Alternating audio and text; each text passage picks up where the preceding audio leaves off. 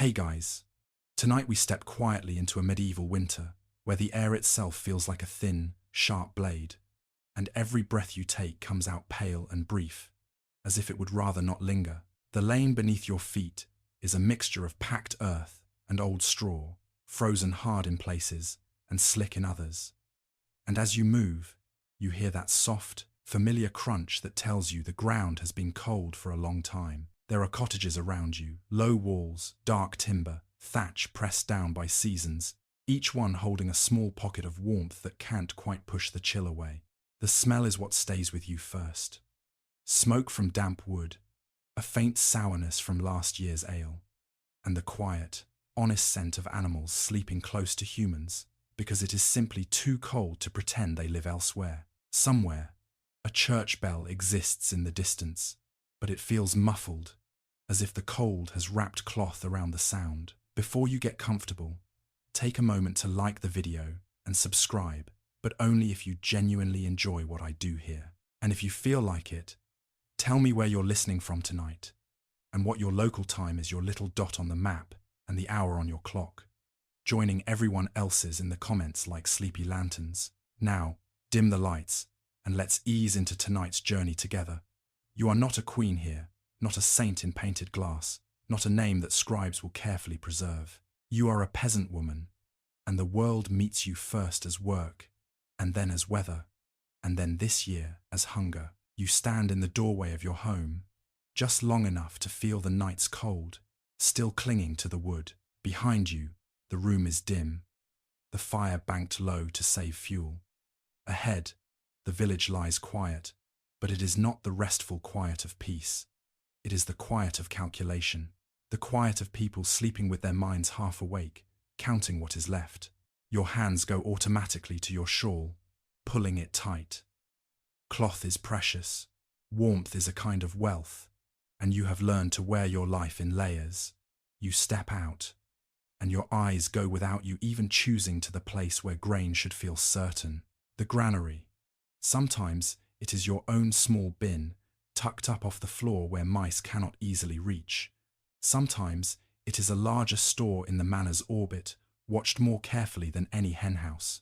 Sometimes it is a tithe barn linked to the church, where a portion of harvest is gathered as obligation and offering. However it appears in your village, it carries a promise that the hard work of summer becomes the steady eating of winter.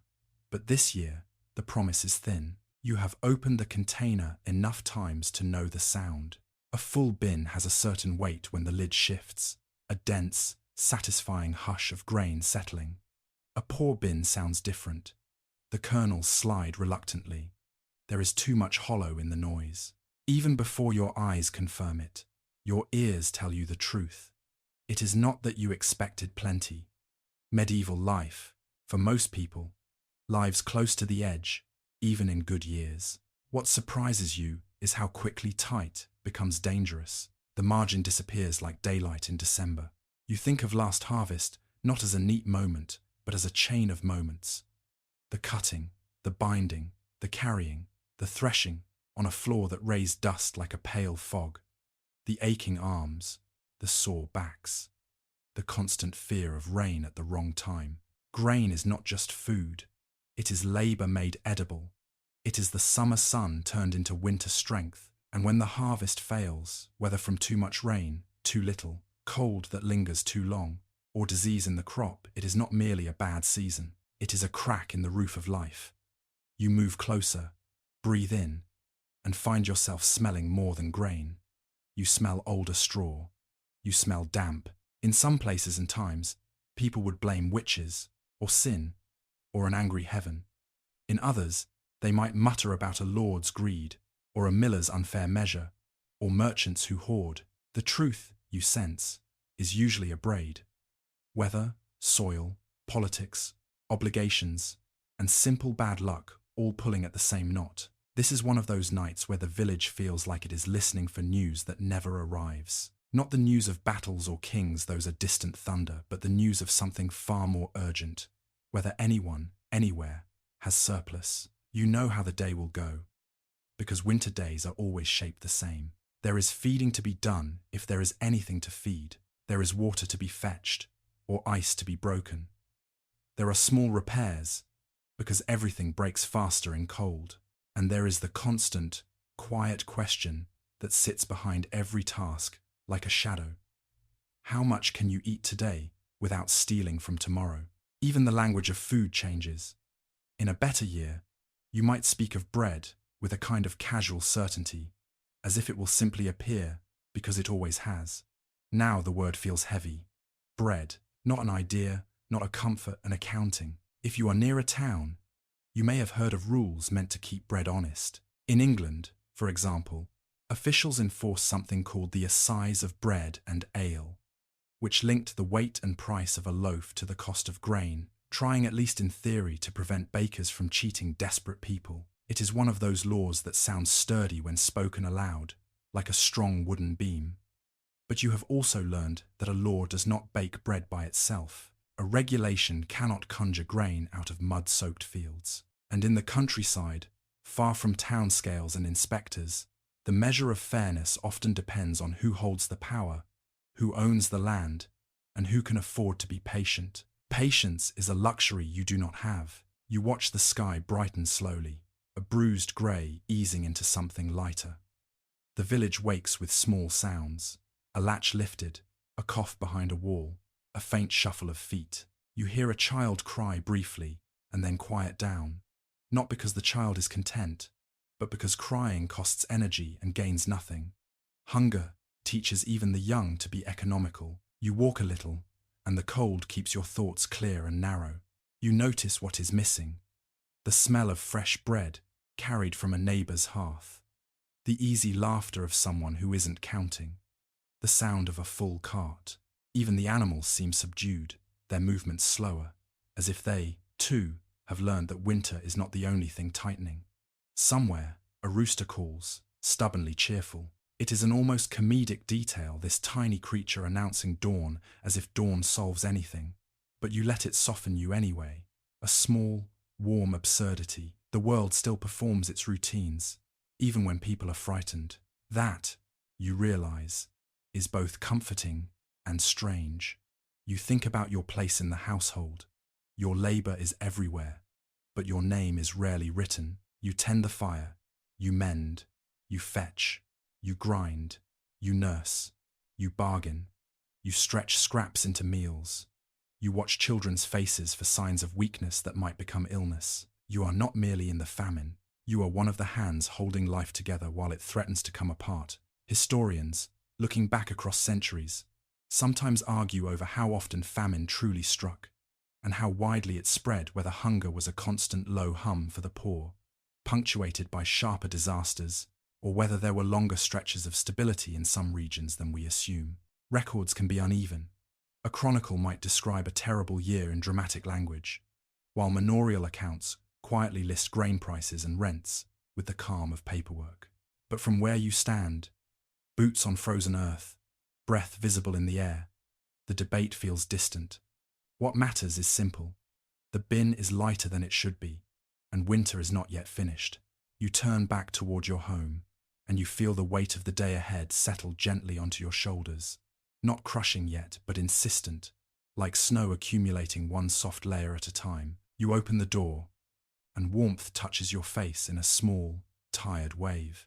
The room smells of ash and wool. In the dim, you can make out the shapes of sleeping bodies, bundled together for heat. You move quietly, because rest is precious, and so is calm. Your eyes drift again, without meaning to, toward the corner where food is kept. It is not panic you feel.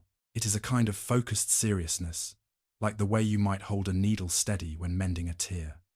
The tear, this time, is in the fabric of the year itself, and as the fire stirs and the faintest light begins to creep along the wall, you understand that the famine is not one dramatic moment. It is a long, slow season of choices, small choices that add up to survival or to something else. For now, you breathe and you begin. Morning arrives the way it often does in deep winter, not with a bright announcement, but with a gradual thinning of darkness, like someone slowly lifting a heavy cloth from the world. You are already awake before the light is fully decided. Habit pulls you up. Necessity keeps you moving. The hearth is the first conversation of the day. You kneel, feel the cold grit of ash on your fingertips, and coax yesterday's embers back into life. A little breath, a little tinder, a careful placement of kindling, because wood is not endless, and neither is patience. The flame that finally catches is modest, almost shy, but it is enough to loosen the stiffness in your hands. The room around you stirs. A child shifts under a blanket of rough wool. Someone coughs deep, chesty, winter cough. In the half-light, faces look softer and older at the same time. Even the youngest seems to have a seriousness to their sleeping brow, as if their bodies know that energy is a treasure. You pull on your shoes more like thick leather wraps than anything you'd call comfortable and step outside again, because morning work does not wait for warmth. The air bites. The sky is pale and low. The village lane holds last night's frost like a thin glaze. Your first task is water. If there is a stream nearby, you walk to it with a bucket or two, shoulders braced against the cold. If the water has skinned over with ice, you break it carefully, because the sound carries in a quiet village, and because you don't want to slip and soak yourself. Wet clothing in winter is not merely unpleasant, it is a threat. The bucket fills slowly, and the water looks dark and heavy, as if it has weight beyond itself. On your way back, you pass the small evidence of other lives doing the same math you are doing. A neighbour carrying a bundle of sticks, eyes down. Another woman with her own bucket, moving briskly, not stopping to chat. Even greetings feel like they cost something today. Back inside, you set the water down and turn to the next thing. The grain. You do not approach it casually. You approach it like a person approaching a measure of medicine. Your hands lift the lid. Your eyes judge the depth. Your mind, always practical, translates depth into days. You scoop a portion into a small bowl. It looks pathetic, honestly. It is amazing how quickly your brain adjusts to scarcity, how it begins to treat less as normal, and then begins to treat even less as possible. You tell yourself that the porridge can be thinner today, that it will still warm the body, that warmth is part of food, that water can carry the feeling of fullness, at least for a while. This is not self-deception exactly. It is a craft. You take the grain to the quern. The hand mill is a familiar object. 2 stones, one on top of the other, a handle, a steady rhythm. Many medieval households rely on it, though in many places lords insist that tenants grind at the manorial mill instead, paying a fee multure for the service. That obligation can feel like a stone on the neck in a hungry year. The Lord's mill, the Lord's rules, the Lord's cut, even when you are the one whose stomach is hollow. But whether you are allowed your own quern or must use a mill, the act of turning grain into flour is slow. The motion is repetitive, almost hypnotic. The sound is soft, a dry, grinding whisper. Your arms ache. The ache is familiar. It is the ache of being useful. You grind with the kind of concentration that comes from knowing there is no replacement for this task. You cannot skip it. You cannot order food. You cannot decide to grab something later. Later is a fantasy. Later is for people who have stores. As you work, the household begins to move around you. Someone checks the animals if you still have them. A pig, a few chickens, perhaps a cow, if the family is fortunate. Livestock in winter is its own calculation. Feeding them costs fodder, but losing them means losing future milk, eggs, manure, and the possibility of selling or slaughtering when times change. In famine years, people sometimes slaughter animals earlier than they would like, because they cannot afford to keep them alive. It is a choice that saves you now and impoverishes you later. You hear the faint cluck of a hen, the shuffle of hooves. The smell of the stable area, warm, sour, alive, mixes with the smoke. It is strange how comforting animal smell can be when the rest of the world feels too empty. By the time you have enough flour for the day's small plan, your hands are dusted pale. You tap them together over the hearth, watching little clouds drift down like a tiny snowfall. The sight is almost funny, if you let it be. Flour pretending to be winter, winter pretending to be flour. Now comes the careful part. Portioning. In a year of plenty, you might measure by habit, by a generous scoop, by the sense that there will be more tomorrow. In a hungry year, your measures become deliberate. You use the same cup each time. You scrape it level. You notice every grain that clings to the side. You are so attentive that it feels like a kind of prayer. You set aside what you need for a thin pottage grain boiled in water, sometimes with a little vegetable, sometimes with a bit of fat if you have it. Pottage is the backbone of countless medieval meals. It can be thick or watery, hearty or bare, depending on fortune. Today, it will be closer to water than to comfort. You also consider bread. Bread, in many parts of medieval Europe, is not just food, it is status. White wheaten bread, soft and fine, belongs to the wealthy. Darker bread, rye, barley, maslin, mixed grains, belongs to people like you.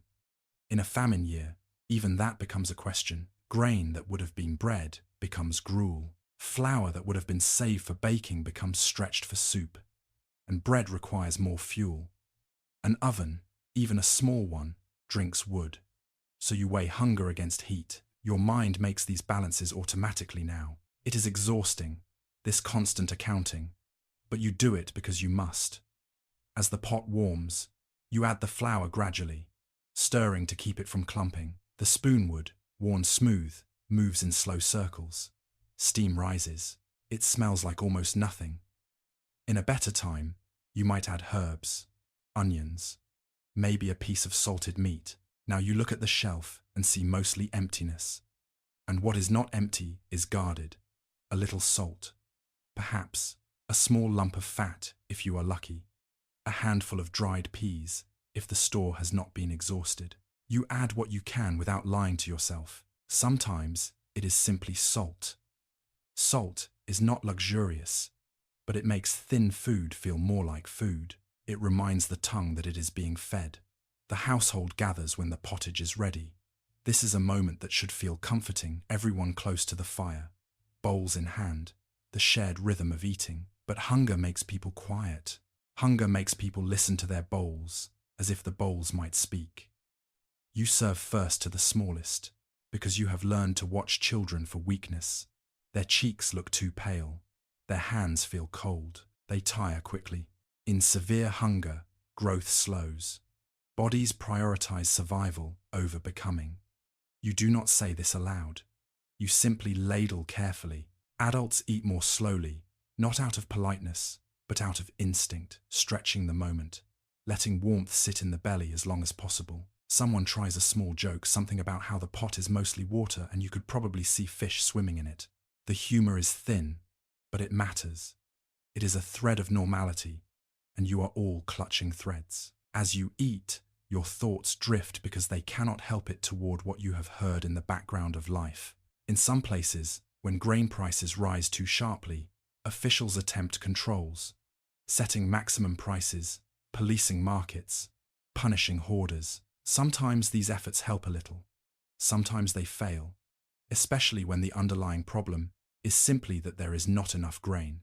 Medieval governments and towns can be surprisingly active in trying to manage food supply, but their reach is limited, and weather does not take orders. Historians still argue about how much blame belongs to human systems, lords, markets, war, taxation, versus natural forces like relentless rain or cold snaps. The truth, again, tends to be braided. A wet summer might reduce yields, and then obligations and trade patterns determine who suffers first, and how sharply. You do not have to solve the debate. You only have to live inside it. After breakfast, if you can call it that, the day does not lighten. There are chores that cannot be ignored, because ignoring them means losing what little you have. You patch a tear in clothing with thread saved carefully. You sweep. You check the small stores again, as if looking might magically make them fuller. Then you step outside to do what winter always demands. Keep things from falling apart. You may gather what fuel you can. In many places, peasants have rights, customary rights, to collect deadwood, to glean after harvest, to take certain resources from common land. But those rights can be contested. especially in hard times, when everyone becomes more protective and when lords are more eager to enforce boundaries. You choose your path carefully. You do not want conflict, but you also cannot afford not to try. As you walk, you notice the landscape differently than you do in summer. Summer fields look generous. Winter fields look stripped, honest, almost accusing. The hedgerows are bare. The trees stand like dark bones against the sky. The earth is quiet, but you know it is not sleeping out of kindness. It is sleeping because it must. And you, too, are learning that kind of sleep, the kind where you can serve, endure, wait. The morning continues in these small, practical movements, carrying, stirring, mending, checking, thinking. There is no dramatic announcement that says, "Now the famine begins." The famine is already here, woven into every choice you make, hiding inside the ordinary like a cold draft that never stops. By midday, the light is thin again, and you realize, with a tired sort of disbelief, that you have already lived through so much effort, and yet you have eaten so little. You stand by the door once more, looking out at the village, feeling the wind press against your face, and you understand that the day is not a single day. It is one bead on a long string. You take a slow breath, and you continue, because continuing is the only skill you can practice without cost. The afternoon has that drained, pewter-colored light that makes even familiar things look older. Smoke hangs low, not rising cleanly because the air is heavy and cold, and the village feels as if it is holding its breath. You move with a bundle under one arm sticks, maybe a few dry scraps of brush you were lucky enough to find, and your mind is already arranging the evening. What can be boiled? What can be saved? What can be traded? What can be hidden from mice? But the road is never only a road. It is also a messenger. You hear it before you see anyone. The faint clatter of hooves on hardened earth, the creak of a cart, the soft complaint of leather straps. Sound travels strangely in winter farther, sharper like the cold has polished the air. You pause near the edge of the lane, partly to rest, and partly because a traveller is a rare thing now, and rare things mean information. When the cart emerges from the bend, it looks tired. The horse is thin. The driver's cloak is dusty with old mud, stiffened by frost at the hem. There is no cheerful calling out, no casual good day tossed like a coin. Instead, there is the cautious look of someone approaching a place where people might demand news as payment for help. A few villagers appear, not with excitement, but with that hungry curiosity that famine breeds. The man slows. He knows what is coming. You stand among them, shoulders tight under your shawl, and listen as the first questions fall. Where have you come from? Are the roads clear?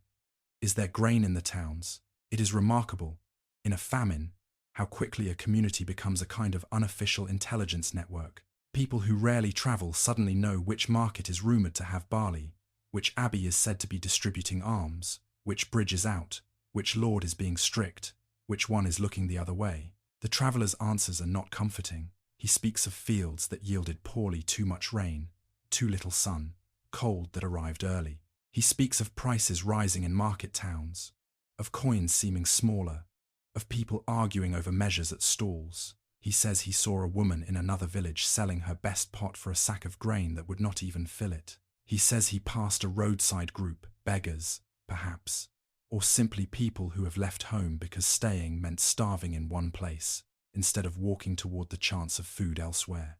You feel the words land in you like stones in water, each one sending out a ring. The road is telling you that this is not only your village's bad luck, this is bigger. The traveller pauses, glances at faces, and then adds the kind of detail that always makes the story feel real.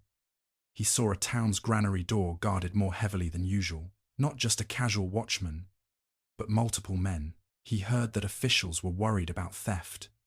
He heard that merchants were accused of holding grain back to push prices higher. You have heard versions of this before. In hard times, people look for a human hand behind the suffering. Sometimes they are right, sometimes they are wrong, but the feeling is always the same. Hunger makes the world feel personal, as if someone must be choosing this.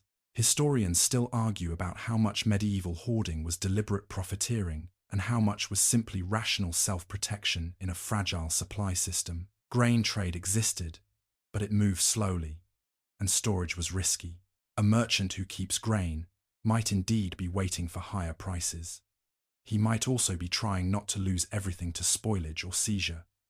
The truth, again, is messy, messier than anger wants it to be. But you are not here to make a scholarly distinction.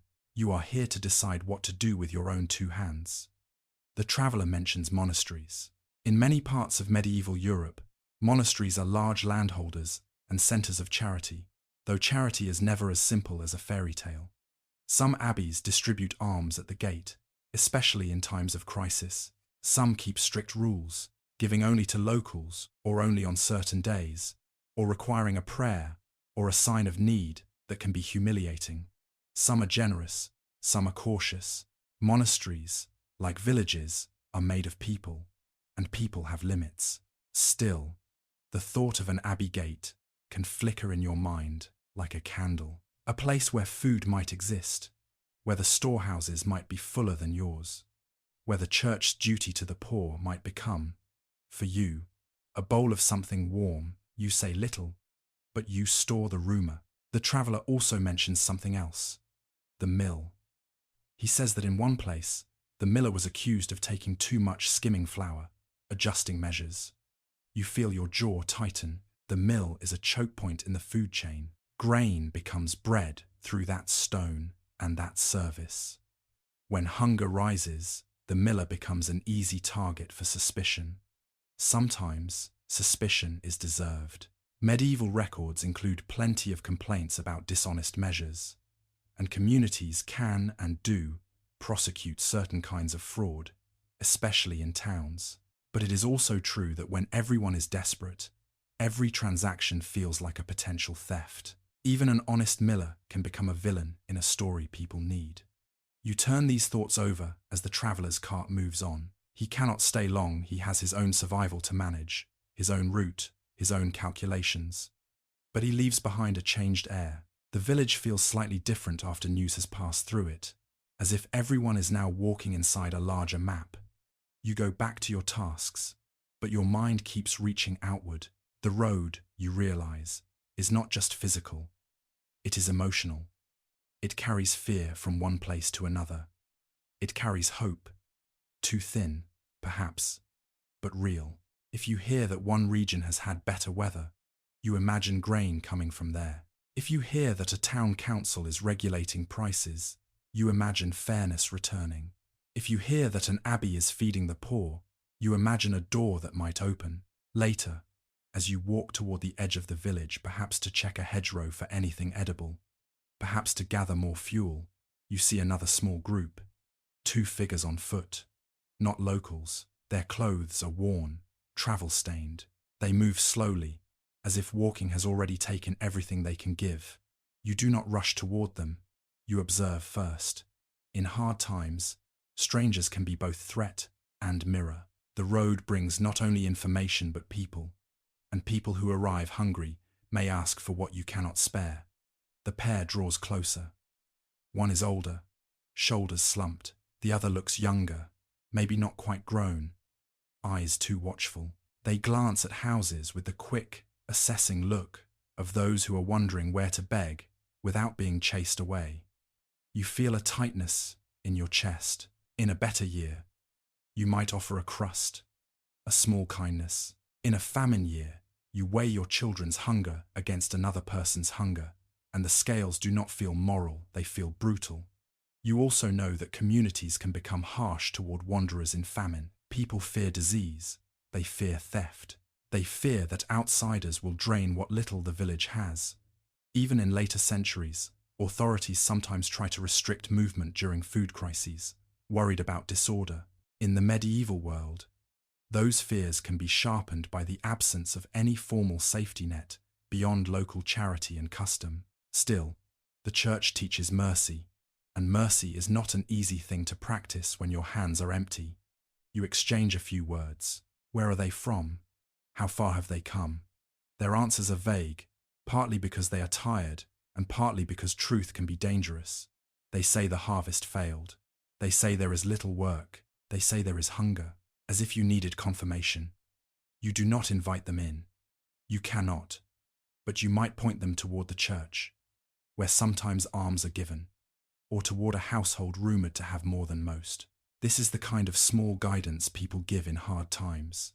Not generosity exactly, but direction, a way of passing the problem along without cruelty. When they move on, you watch them until they disappear behind a hedge, and you are left with the uneasy feeling that the world is shifting. Not because kings have changed or battles have been fought, but because hunger is making people move, and movement changes everything.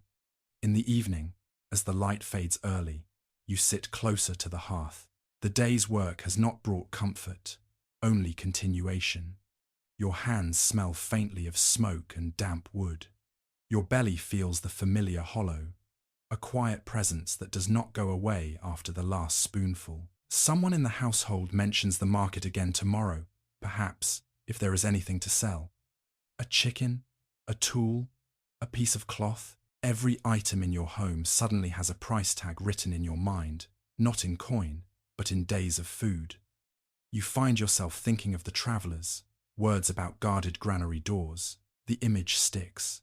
Men standing at a door, keeping grain behind wood and iron, while people outside count their ribs. Historians sometimes note that famine can strain social order, not always through sudden riots, but through slow erosion.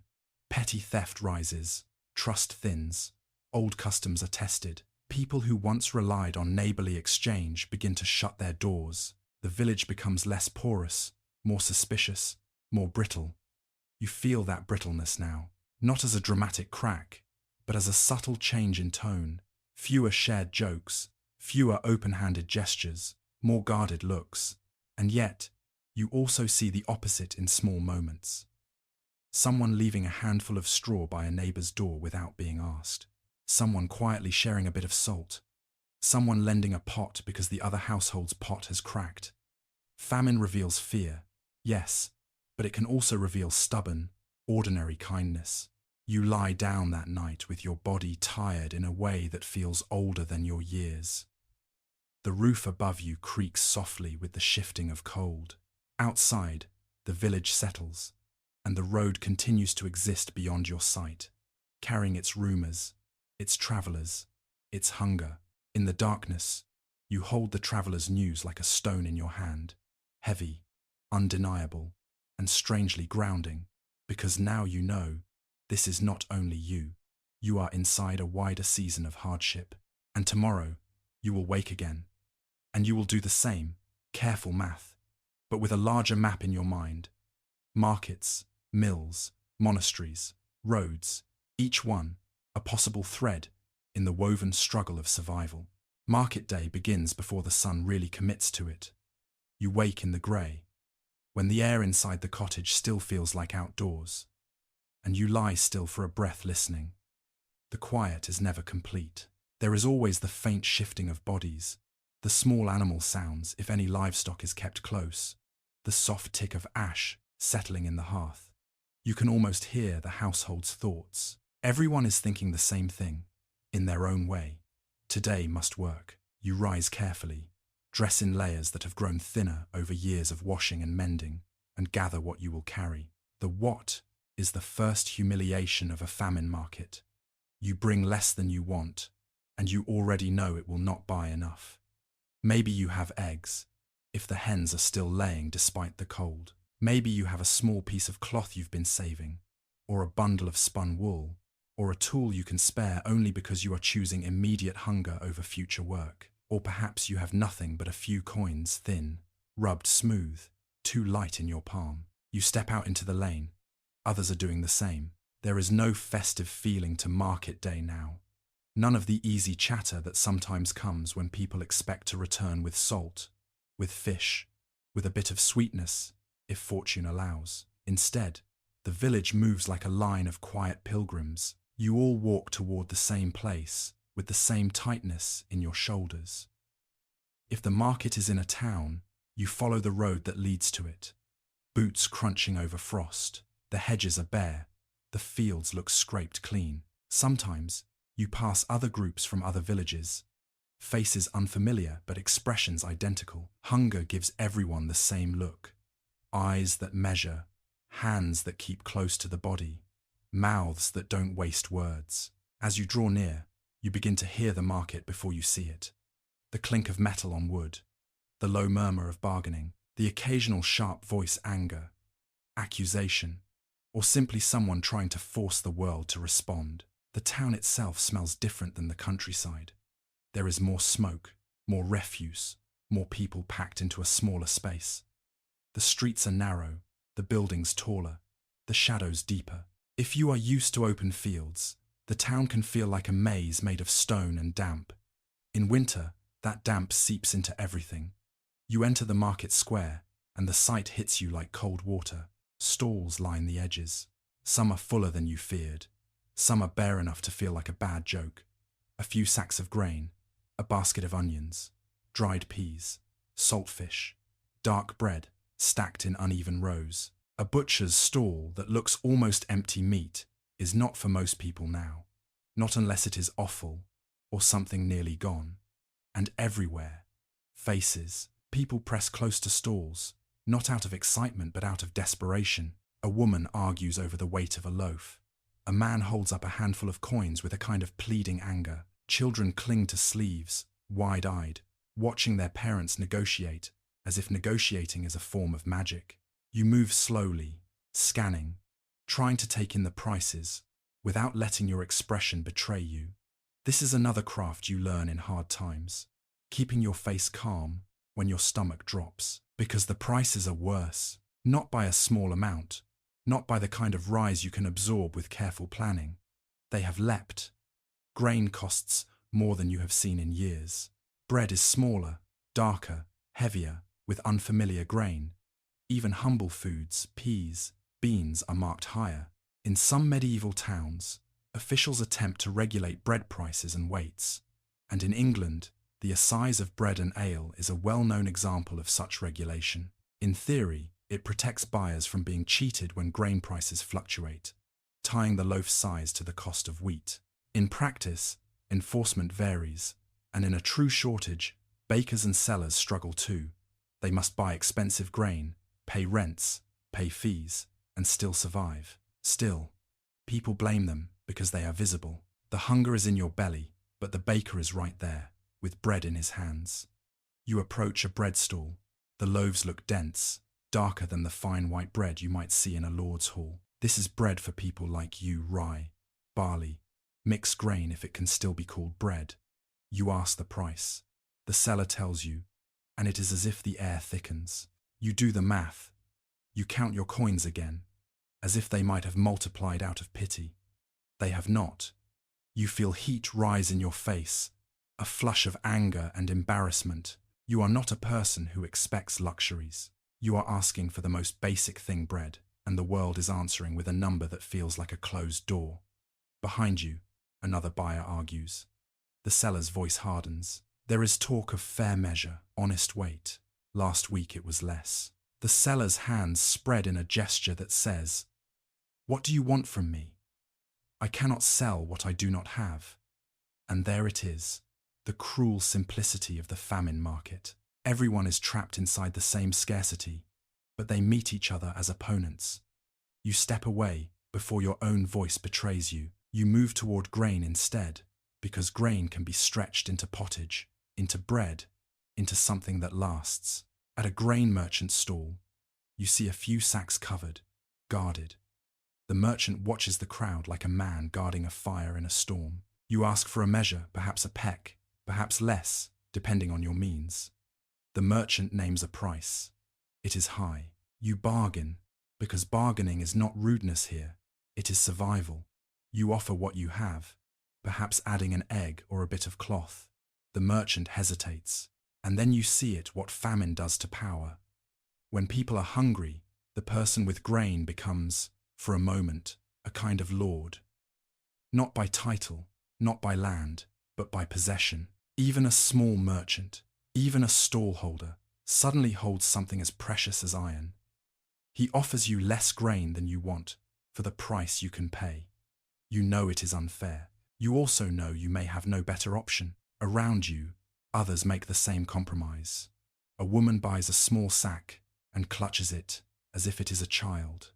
A man pays too much for poor flour because poor flour is still flour. Someone walks away empty-handed, face set hard, jaw tight, eyes shining with tears that will not fall. You notice, too, the undercurrent of suspicion whispers about hoarding, about merchants who keep grain back to raise prices, about carts that were seen entering town by night. In some medieval crises, there are indeed accusations of forestalling buying up goods before they reach the open market, or regrating, reselling at higher prices. Towns sometimes pass ordinances against such practices. Whether those rules truly stop hunger is another question. But the very existence of such terms tells you people were thinking about the same problem. When food is scarce, the market can feel like a trap designed by clever hands. Historians still debate how free medieval markets really were and how much manipulation could occur in times of shortage. What is certain is that price spikes are recorded in many places during famine years, and that poor households suffer first and most sharply because they spend so much of their income on food, even in normal times. When prices rise, there is nowhere to cut except the stomach. You are living that truth right now, in the space between your coins and the grain. Eventually, you make a purchase. It may be smaller than you hoped, but it is something. The sack is not heavy, but it feels significant in your hands. You tie it carefully. You keep it close to your body as you move through the crowd, partly to protect it from theft, and partly because it is warm against you, a strange comfort. On the way out of the market square, you see a scene that lingers. A town official, perhaps a bailiff or someone appointed by the council, stands near a stall, watching. He holds a staff or wears a badge that marks authority. People glance at him as if he might fix everything. He does not. He cannot. Authority can punish a dishonest baker. It cannot command the sky to clear. And still, the presence matters. It suggests the world has rules, even if those rules are strained. In famine years, those rules can break, and when they do, the breaking is often worse than the hunger, because it strips away the last thin layer of predictability. You leave the town with your small purchase and a heavy feeling in your chest. The road back is quieter. People walk with their sacks, heads down, shoulders hunched. No one chats much. The market has taken energy out of everyone. Even success coming home with some grain does not feel like a victory. It feels like delay. As you approach your village, the houses come into view like familiar shapes in a grey dream. Smoke rises from some chimneys, thin and reluctant. The lane is as cold as it was in the morning. Yet the sack in your hands changes everything. It is the difference between eating and not eating, between a thin pottage and nothing. When you step inside your home, the room smells of ash and damp wool. Faces turn toward you. Eyes go to the sack. No one asks a casual "how was it?" because the answer is written in the size of what you carry. You set the sack down. You untie it slowly, almost ceremonially, and you let everyone see the grain. It is not much, but it is real. For a moment, the household exhales as one. Then the math begins again. How many days? How thin can the pottage be? Can bread be baked at all? Should a portion be hidden for seed? Should you risk another market day? The market has not solved the famine. It has only placed you back inside the rhythm of scarcity, with a few more kernels to count. And as the evening settles in, you wash your hands, feel the ache in your arms, and sit by the fire watching the small flame flicker like a stubborn will. Outside, the world is still cold. Inside, you have bought your household a little time. Time, in a famine, is the most expensive thing in the market. You do not sleep deeply after market day, not because your body isn't exhausted, it is, but because your mind keeps making lists in the dark. Grain, fuel, salt, what can be spared, what must be guarded. The sack you brought home sits in your thoughts like a small, stubborn moon, and you keep turning it over, measuring it in invisible handfuls. Morning comes again, soft and grey, and the household begins its quiet choreography, stoking the fire, fetching water, checking animals, stretching yesterday into today. The grain you bought becomes pottage, and the pottage becomes the momentary illusion that the world is stable. But stability, in your life, is never only about weather and food. It is also about obligations. You feel them even before anyone speaks of them, because obligations are built into the shape of your days. The land you work is not simply yours. Your home is not simply your home. Even the paths you walk, the mill you use, the wood you gather, each one is braided into a system of rights held above you and duties held beneath you. You live in what people later call a manorial world, where a local lord, secular or ecclesiastical, claims authority over land and tenants. The details vary from region to region, and historians are careful to remind us that feudalism is a blunt word that can hide many local customs. Still, from where you stand, the structure is clear enough.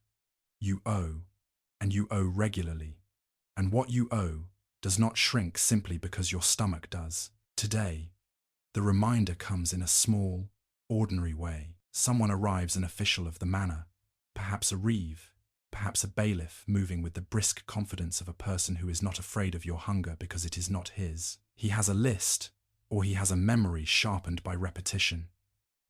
He knows who owes what. He knows which households are late. He knows which families are trying to hold back grain for themselves. He does not necessarily come as a villain. Often, he is local. Sometimes he is a neighbor with a slightly better position. In some villages, the reeve is chosen from among the peasants and is responsible for organizing labor services and reporting to the lord's agents. That makes the whole thing even more uncomfortable. The person enforcing the system may also be trapped inside it, just one rung higher on the ladder, trying not to slip. You hear his voice outside before he enters. The tone is businesslike, almost bored, as if famine is a nuisance rather than a catastrophe. He asks about dues.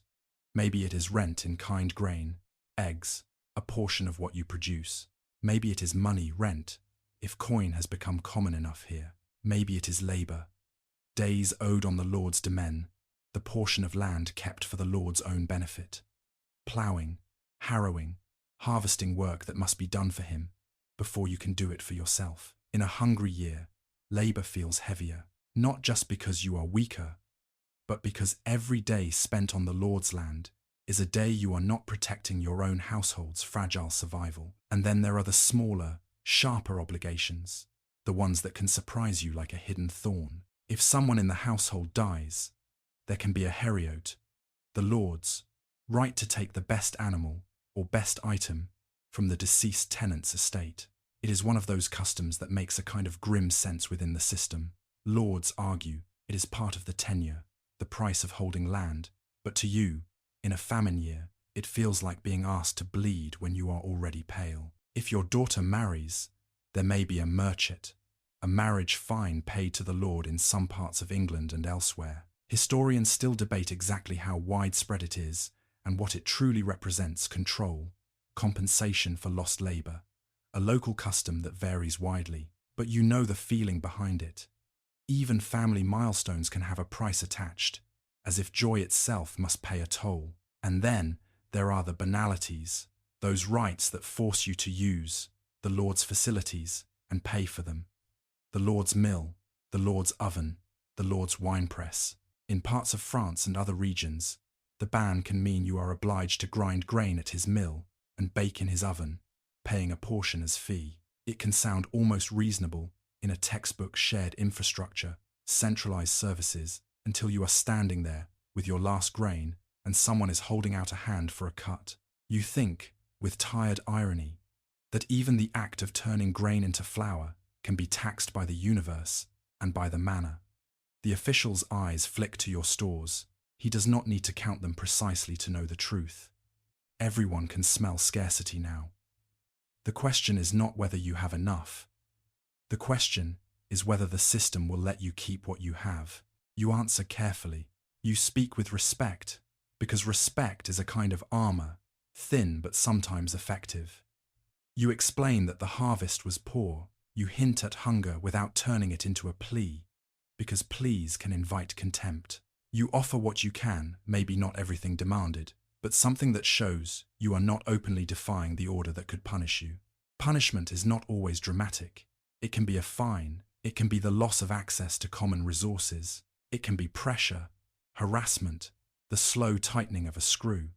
In some places and times, lords can seize goods or demand arrears. In others, customary constraints and community norms limit how far they can go without provoking wider resistance. The strength of peasant communities is often in custom and collective memory. This is how it has always been done here, which can be surprisingly powerful, even against authority. But famine weakens collective confidence. Hunger makes people less likely to risk conflict. The official knows that. You watch him negotiate, not with you, exactly, but with reality. He wants the dues because he must account to someone above him, and because the lord's household also consumes and also expects.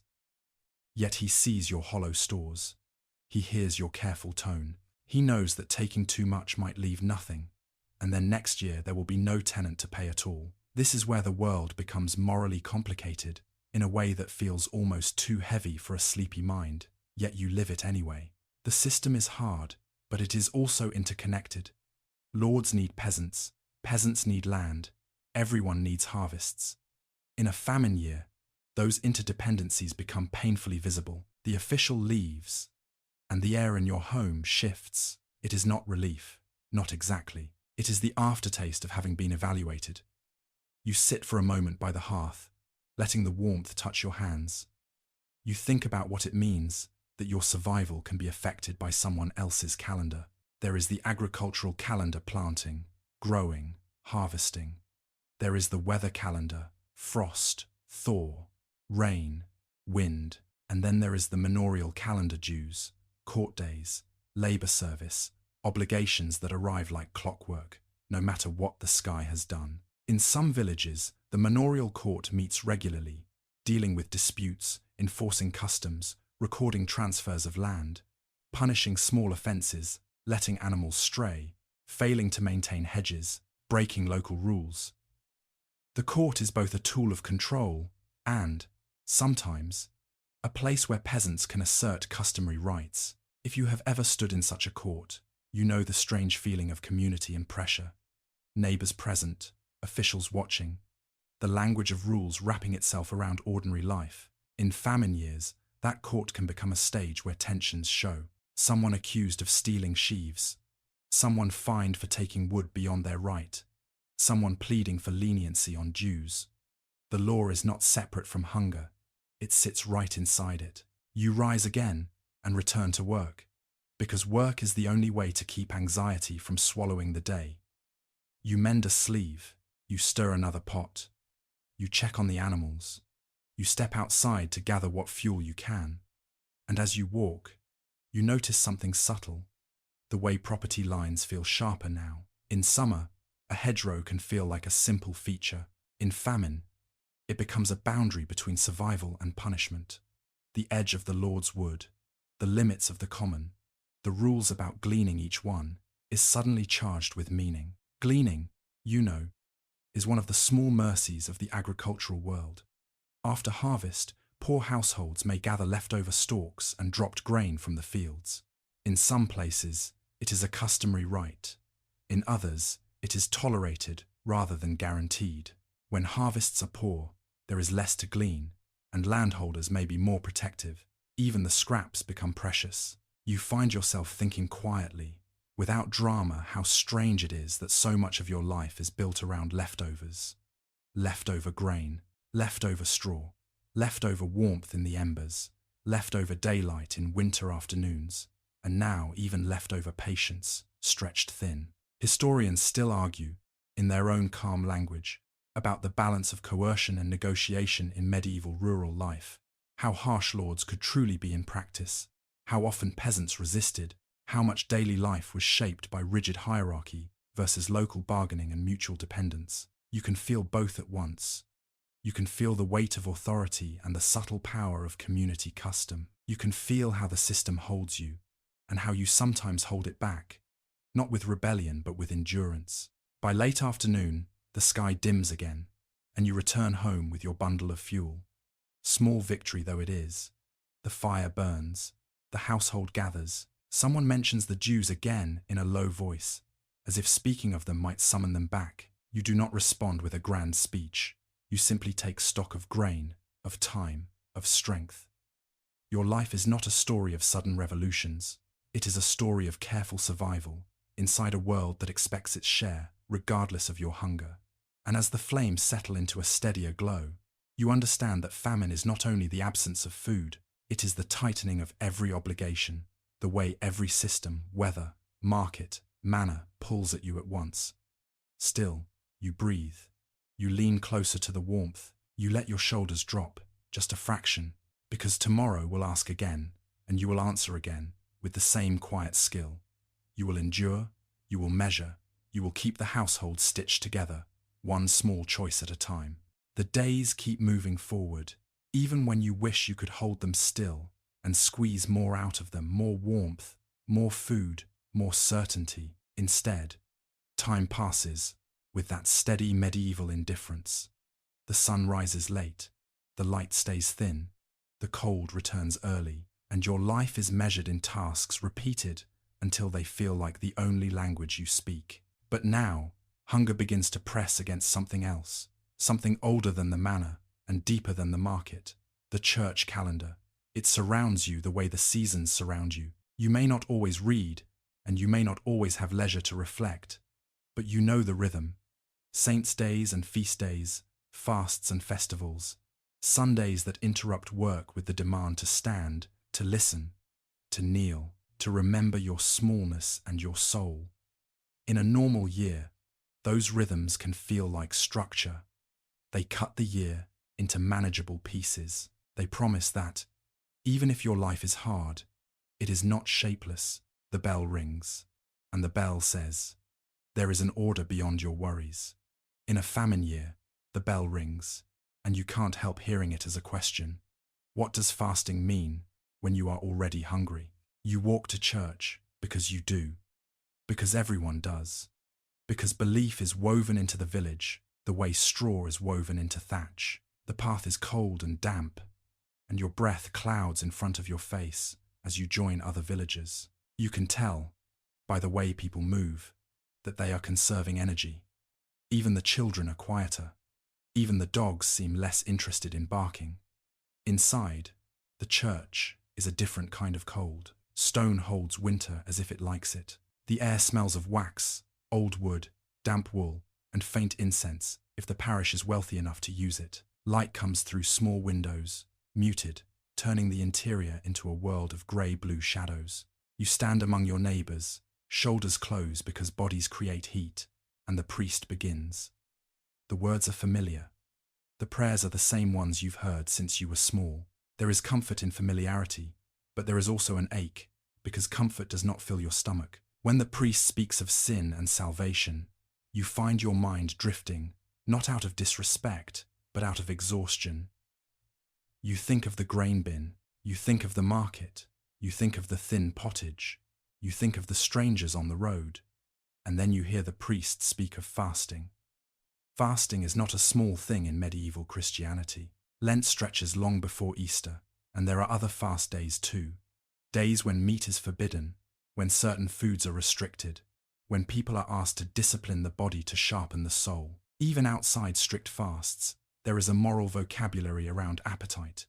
Gluttony as a sin, moderation as a virtue. You glance at the faces around you and wonder, with a tired kind of humour, who in this village is truly tempted by gluttony right now? Who is in danger of eating too much? It is not a mocking thought. It is simply absurdity brushing against doctrine. You feel it, and you almost smile. And then the smile fades, because you remember that fasting, for many, is also identity. It is how the faithful show they belong. It is a shared discipline, a communal act. Still, your body does not negotiate with theology. Your body needs food. This is where the church's role becomes complicated and human. On one hand, the church teaches about charity, about alms, about caring for the poor. On the other hand, the church also receives tithes and holds land, and priests and monks must eat too. The parish has its obligations, upward payments, support, expectations from bishops and patrons. The church is a spiritual home, but it is also an institution inside the same economy as everyone else. You have seen the tithe collected, a tenth portion, in principle, of certain produce, gathered for the church. How strictly it is enforced varies widely by region and period, and historians debate the realities of practice. But you know what it feels like when a portion of your harvest leaves your household. In good years, it may be manageable. In famine years, it can feel like a knife. And yet, you also know the church can be the only place where mercy is formalized. A priest might distribute alms. A monastery might open its gates on certain days. The church's granary, if it has one, might provide small relief. In some medieval towns and regions, there are organized distributions of bread or grain in crises, sometimes tied to religious duty. So you stand in church with two feelings at once, resentment and hope. A strange combination, like holding ice and flame in the same hand. The service continues. You kneel. Your knees ache on the hard floor. The cold bites through cloth. You listen as best you can. Then comes one of the gentler rituals, the passing of peace, the murmured greetings, the small acknowledgement that you are not alone. In a famine year, that matters more. Hunger isolates, not just physically, but emotionally. It can make you feel as if you are trapped inside your own body, your own stomach.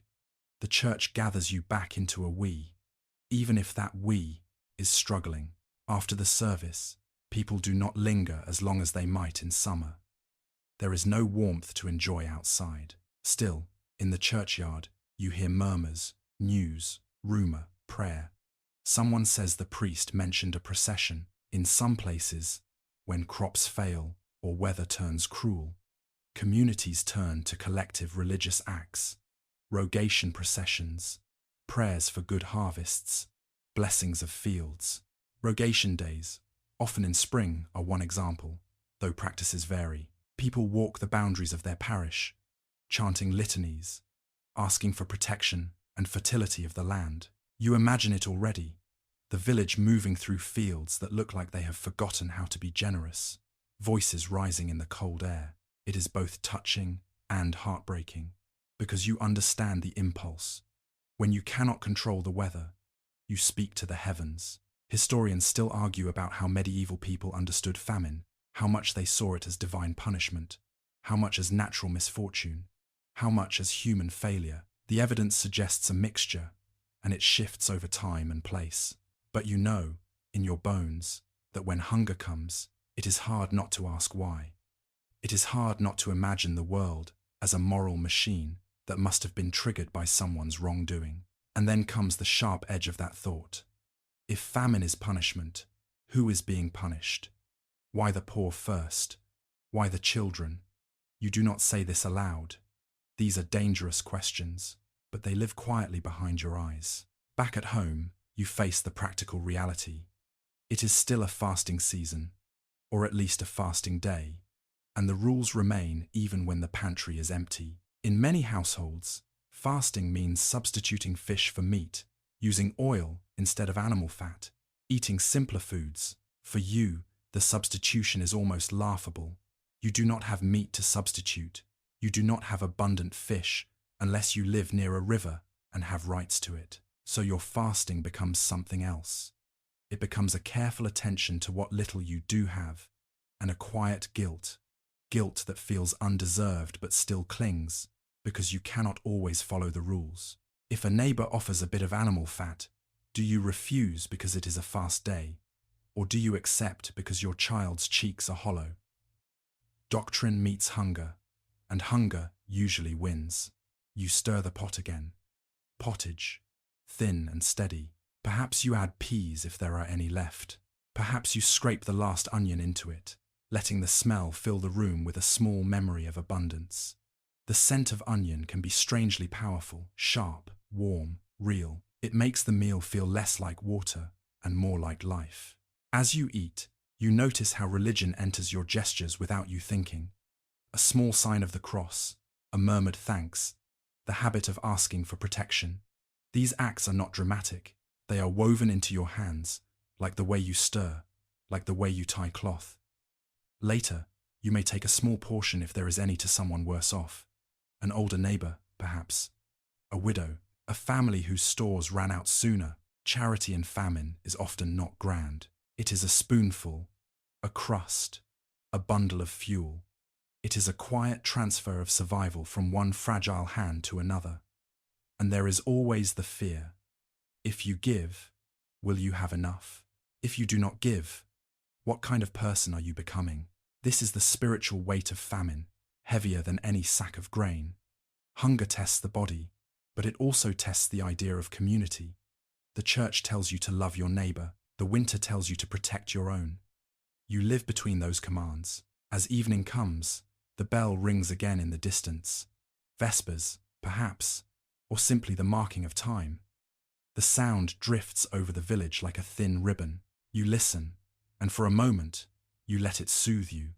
The bell has rung in good years and bad years. It rings when children are born and when they die.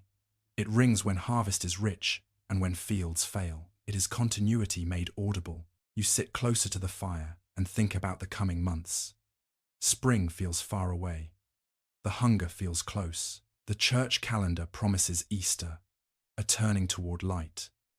But you know that even Easter cannot guarantee a full granary. Historians still argue whether faith in medieval crises was primarily comfort or control, whether religious frameworks helped people endure, or whether they sometimes deepened fear and blame. Perhaps it is both. Perhaps comfort and control often share a roof. You do not resolve the argument. You simply feel your own faith as it exists tonight. Not as certainty, not as triumph, but as a low, steady ember, a way of naming hope when hope is hard to justify. And when you finally lie down, wrapped in rough cloth, listening to wind scrape softly at the roof, you hold on to the smallest, most human prayer, that the world will ease, that the rains will stop or start as needed, that the cold will lift, that the grain will stretch, that your hands will keep doing what they must.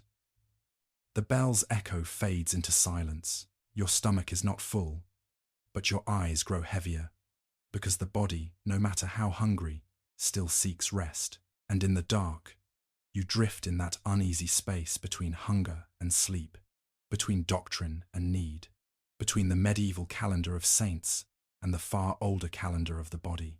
The next days do not bring sudden relief. They bring repetition chores, careful cooking, watchfulness, and then, slowly, something else.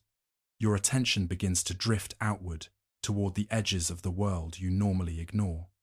The hedgerows, the commons, the thin strip of land where the village's neat human order blurs into something wilder, and where hunger teaches you to look closely at plants the way you look closely at coins. In summer, you might pass these edges with only casual notice. In summer, the fields themselves provide. But in a hungry season, the edges become a pantry, small, stubborn, unpredictable. You step out early, when the frost is still bright on the grass and the air tastes like iron. The sky is a pale sheet, and the trees stand bare, their branches drawn thin against it, like ink strokes. You carry a small basket, perhaps, or a sack. Your hands are covered, because cold takes feeling away, and you need feeling to judge what you find. You are not alone. You see other women moving quietly too, walking the same margins, eyes down, scanning. Foraging is not a solitary, romantic act here. It is communal necessity, and it is also competition, gentle competition. Mostly because you are neighbors, but competition nonetheless, because a patch of edible greens is finite. You start with what you know. Knowledge like this is rarely written down for you. It is passed hand to hand, mother to daughter, neighbor to neighbor. Which leaves are safe, which roots can be eaten when boiled, which berries, if any remain, can be dried or saved, what to avoid. You also know the hard truth. Winter is not generous. Many plants have retreated. The ground is hard. The green is scarce. Still, you look. Near a hedge that borders a field, you find nettles if the season allows. and if the patch is sheltered enough. Nettles sting, but once cooked, they soften into something like nourishment. They are one of the common famine greens people turn to, not because they are delicious, but because they are honest. You gather them carefully, using a cloth or thick glove, and you tuck them into your basket like a small secret. You look for sorrel in places where the earth is damp and the sun occasionally touches. You look for wild onions or garlic where you remember their smell from better months. You look for anything that can be coaxed into the pot to make the pottage feel less like a punishment and more like a meal. You might also search for nuts, hazelnuts, if any remain hidden under leaves, or acorns, if the oak trees have dropped them, and if you have learned the slow, tedious work of leaching out bitterness. Acorns are not a perfect food. They require time and water, both precious. But famine forces you to consider what you would normally ignore. The work is slow. You bend, straighten, bend again. Your back protests. Your fingers grow numb. You taste the air and find it tastes mostly of cold. Even the birds seem quieter, conserving their songs. As you gather, you become keenly aware of the rules that hover over your movements like invisible fences. Foraging is not simply go and take. In the medieval countryside, access to woods and commons is shaped by custom and lordship. Some places allow wide rights, collecting deadwood, gathering certain plants, turning animals out to graze. Other places are stricter, and in hard times, enforcement often tightens. You know the fear of being seen, not because you are doing something wicked, but because famine makes even customary rights feel contested. A lord's forester might accuse you of taking too much, or of trespass, or of stealing wood that is not yours. The boundary between gleaning and theft can be drawn by whoever has power to draw it. You have heard stories of women fined, of neighbors punished, of small acts turned into examples. Sometimes those stories are exaggerated, sometimes they are true. Either way, they shape your steps. You move quietly. You choose places less visible. You keep your eyes alert. At one point, you see a rabbit track in the frost and feel a brief, sharp longing. Meat. The thought is almost painful. Rabbits and game are often controlled by lords, and hunting without right can be a serious offense. In some places, poaching is punished harshly, not always with dramatic violence, but with fines, confiscations, and the constant threat of reprisal. You do not set snares openly. You are a peasant woman, and the law is not on your side. So you turn your attention back to plants, to what can be gathered without triggering the full weight of authority. You also know, quietly, that foraging is not always safe. People in famine years sometimes eat things they would not normally eat: bitter plants, unfamiliar roots, grain substitutes that don't nourish properly, or even bread bulked out with materials that add volume but not food. Medieval chroniclers occasionally mention famine foods and substitutes, but as a careful storyteller, you do not turn to sensational details unless they are truly secure, because the line between attested practice and later exaggeration can be slippery. What you do know, and what is safe to say, is that hunger pushes people toward risk. It narrows judgment. It makes the body desperate enough to accept what the mind would reject. You try to keep your judgment steady. You return home with your small basket and feel the household's eyes go to it. You set it down and let them see the leaves, the roots, the thin offering from the hedgerow. No one laughs at you. They know what it costs: time, energy, cold fingers, the fear of being accused. You wash the plants carefully, because illness in a famine year can be worse than hunger. You trim away what looks bruised or suspect. You lay them near the hearth to dry slightly, and the smell of green, faint as it is, seems to brighten the room. When you add the nettles to the pot, the pottage changes colour. It becomes something more alive. The steam carries a scent that reminds you of spring, even if spring is far away. It is a small magic. The hedgerow, stubbornly, has offered you a whisper of green. As you stir, you think of the long chain of knowledge. You are part of women and men before you who learned these margins, who survived not because they had plenty, but because they knew where to look when plenty failed. Historians sometimes describe medieval peasants as trapped or passive, but the truth is more complicated. You are constrained, Yes, by lordship, by weather, by market, by law, but you are also skilled. You have a deep, practical intelligence about land and season. Foraging is not a sign of primitiveness. It is a sign of adaptability. And still, adaptability has limits. The pot is greener, but it is not fuller. The nettles do not replace grain. They decorate it. They stretch it. They make it feel less bleak. But you know that if the famine deepens, hedgerows alone cannot save a village. In the afternoon, you go out again, not only for food, but for fuel. You gather deadwood where you can, snapping twigs, lifting fallen branches. Your arms ache. Your shoulders burn. The cold keeps your cheeks numb. You think, with a quiet, sleepy irony, that you spend energy gathering the means to cook energy. The cycle can feel endless. As you walk, you notice other signs of strain. A field that should have animals grazing is empty. A neighbor's fence is broken and not repaired, perhaps because no one has the strength, or because repairing it feels pointless when survival is uncertain. You see a man sitting outside his cottage longer than usual, staring at nothing. Hunger changes posture. It pulls people inward. Yet you also see small coordination. Women exchange information. There are nettles near the stream. Someone saw hazelnuts under the old hedge. The Lord's forester has been near the wood, be careful. These whispers are as valuable as coin. By evening, when you sit again by the hearth, you feel the foraging day in your bones. A different fatigue than the fatigue of grinding grain. This one is cold and bending and searching. It is the fatigue of using your eyes as much as your hands. You eat the pottage, and it tastes briefly almost like a meal. The green softens the bitterness of winter. The warmth spreads, modest but real, and in that modest warmth, you find a small emotional shift. Foraging has given you something more than food. It has given you a sense of agency, a reminder that even when systems above you tighten and markets turn cruel, the land still contains pockets of possibility if you know where to look.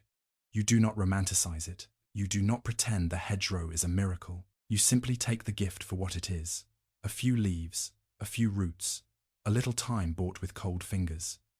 Outside, night settles again over the village. The road is quiet. The bell is distant. The wind is steady.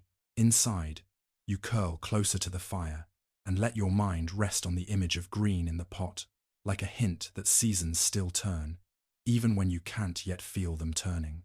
The heavy, blackened cooking pot centered on a low, medieval English hearth, its worn iron or clay surface catching firelight as the peasant woman sits close, calm and thoughtful mood.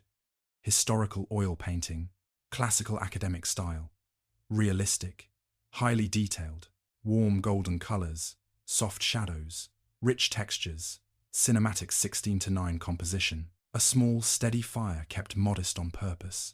The woman feeding it carefully, with a few thin sticks like tending a timid animal. Calm and thoughtful mood. Historical oil painting. Classical academic style. Realistic. Highly detailed. Warm golden colors. Soft shadows. Rich textures.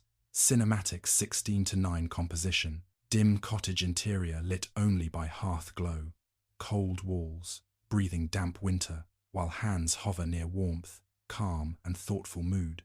Historical oil painting, classical academic style, realistic, highly detailed, warm golden colors, soft shadows, rich textures, cinematic 16:9 composition, the familiar smells shown through objects, smoke-stained rafters, damp wool cloaks on pegs, and a pot giving off faint earthy steam, calm and thoughtful mood, historical oil painting, classical academic style, realistic, highly detailed, warm golden colors, soft shadows, rich textures, cinematic 16:9 composition.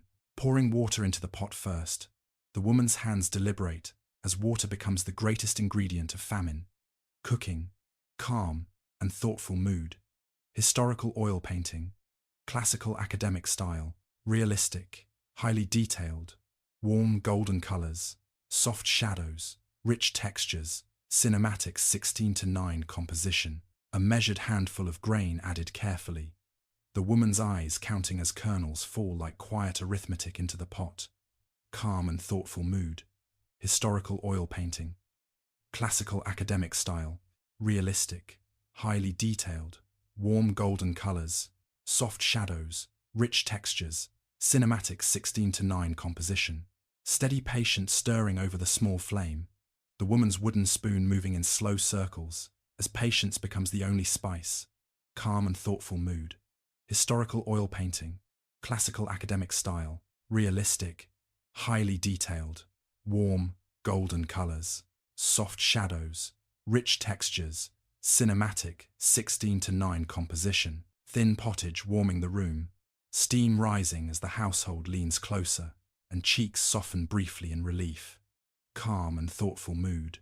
Historical oil painting. Classical academic style. Realistic. Highly detailed. Warm golden colors. Soft shadows. Rich textures. Cinematic 16:9 composition. The surface beginning to simmer. Tiny bubbles rising and breaking with soft sigh-like sounds. The woman watching with hypnotic focus. Calm and thoughtful mood.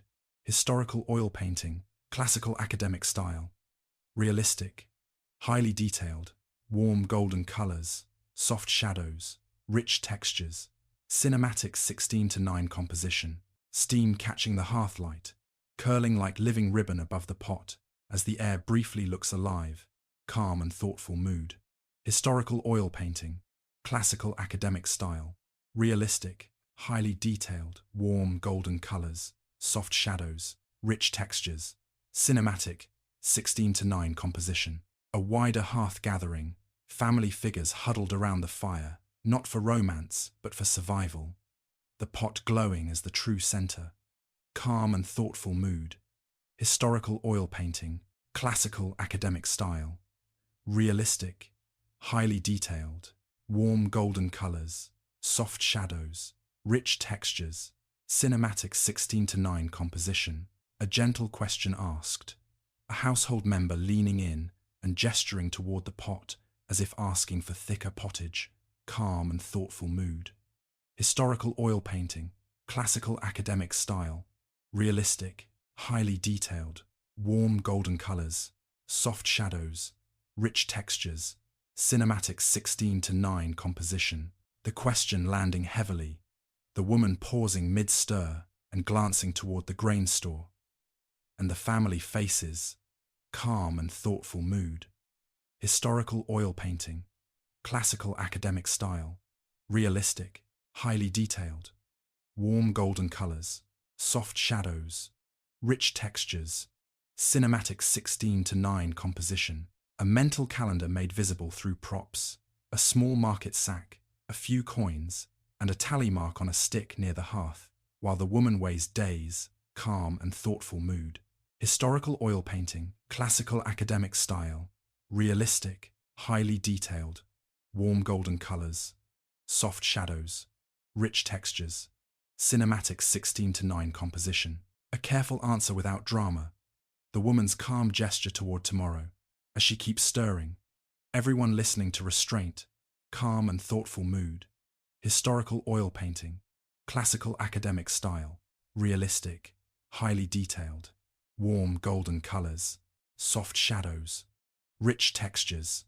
Cinematic 16:9 composition. Adding washed chopped nettles. Green leaves slipping into the pot as a hedgerow gift. Calm and thoughtful mood. Historical oil painting. Classical academic style. Realistic. Highly detailed. Warm golden colors. Soft shadows. Rich textures. Cinematic 16:9 composition. A small handful of peas dropped in, their dull color brightening slightly in steam as the woman stretches the meal. Calm and thoughtful mood. Historical oil painting. Classical academic style. Realistic. Highly detailed. Warm golden colors. Soft shadows. Rich textures. Cinematic 16:9 composition. Shaving onion paper thin, so it flavors the whole pot like a memory of abundance. The woman's knife glinting softly. Calm and thoughtful mood. Historical oil painting. Classical academic style. Realistic. Highly detailed. Warm golden colors. Soft shadows. rich textures, cinematic 16:9 composition, salt used sparingly, the woman pinching a precious few grains between fingers and letting them fall as if blessing thin food into reality, calm and thoughtful mood, historical oil painting, classical academic style, realistic, highly detailed, warm golden colors, soft shadows, rich textures, cinematic 16:9 composition, a dense small loaf of mixed grain bread on the table, dark and heavy, broken carefully because crumbs matter, calm and thoughtful mood, historical oil painting, classical academic style, realistic, highly detailed, warm golden colors, soft shadows, rich textures, cinematic 16:9 composition, bread as a chewable spoon, a family member dipping a rough crust into pottage with slow, deliberate motions, calm and thoughtful mood, historical oil painting, classical academic style, realistic, highly detailed, warm golden colors, soft shadows, rich textures, cinematic 16:9 composition, the hearth as heart of the home, the woman's gaze settling on coals as if the whole household collapses inward when the fire weakens, calm and thoughtful mood, historical oil painting, classical academic style, realistic, highly detailed, warm golden colors, soft shadows, rich textures, cinematic 16:9 composition, counting for control, the woman lifting the grain bin lid again to gauge depth and quiet her fear of surprise, calm and thoughtful mood, historical oil painting, classical academic style, realistic, highly detailed, warm golden colors, soft shadows, rich textures, cinematic 16:9 composition, a new pressure of arguments creeping in. Family faces tight in the firelight as hunger warms tempers. Calm and thoughtful mood. Historical oil painting. Classical academic style. Realistic, highly detailed, warm golden colors. Soft shadows, rich textures. Cinematic 16:9 composition. A child's weary complaint. The child leaning toward the pot with hollow hunger while keeping calm posture. Calm and thoughtful mood. Historical oil painting, classical academic style, realistic, highly detailed, warm golden colors, soft shadows, rich textures, cinematic 16:9 composition, a sharp reply that comes too fast. An adult's hand raised in frustration, then lowering with immediate regret.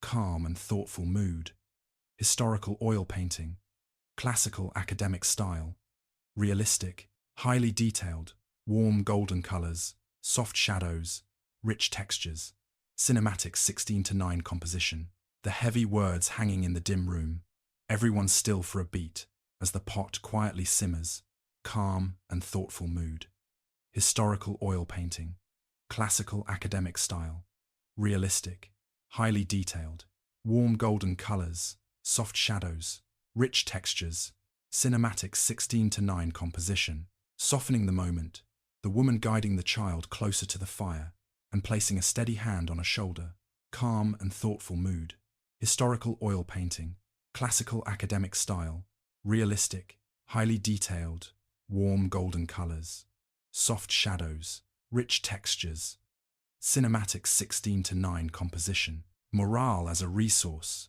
the woman encouraging slow eating with a gentle gesture while the household tries to breathe together, calm and thoughtful mood, historical oil painting, classical academic style, realistic, highly detailed, warm golden colors, soft shadows, rich textures, cinematic 16:9 composition, household uncertainty in miniature, faces reflecting both brittleness and care as the pot becomes a test of togetherness, calm and thoughtful mood, historical oil painting, classical academic style, realistic, highly detailed, warm golden colors, soft shadows, rich textures, cinematic 16:9 composition, the pottage thickening slightly, the woman lifting the spoon to watch a slow line drip back into the pot, calm and thoughtful mood, historical oil painting, classical academic style, realistic, highly detailed,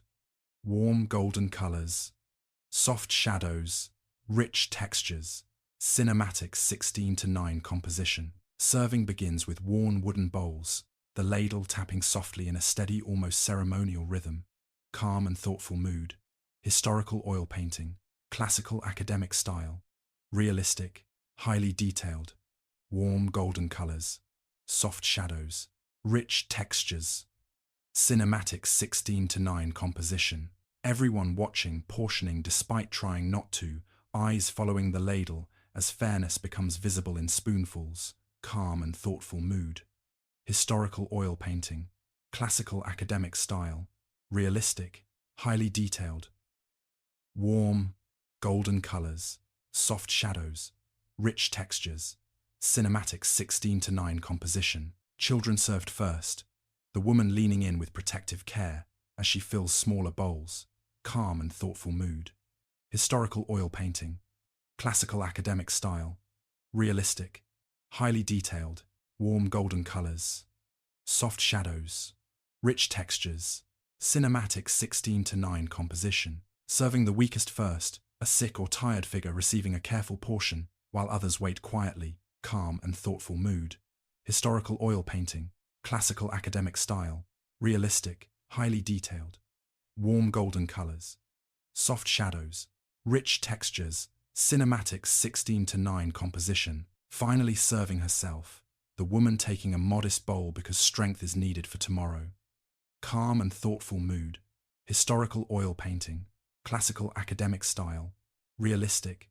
Highly detailed. Warm golden colors. Soft shadows. Rich textures. Cinematic 16 to 9 composition. Warmth spreading like a small sunrise inside the chest. The woman's face easing slightly as she eats grain and greens and smoke salt. Simplicity. Calm and thoughtful mood.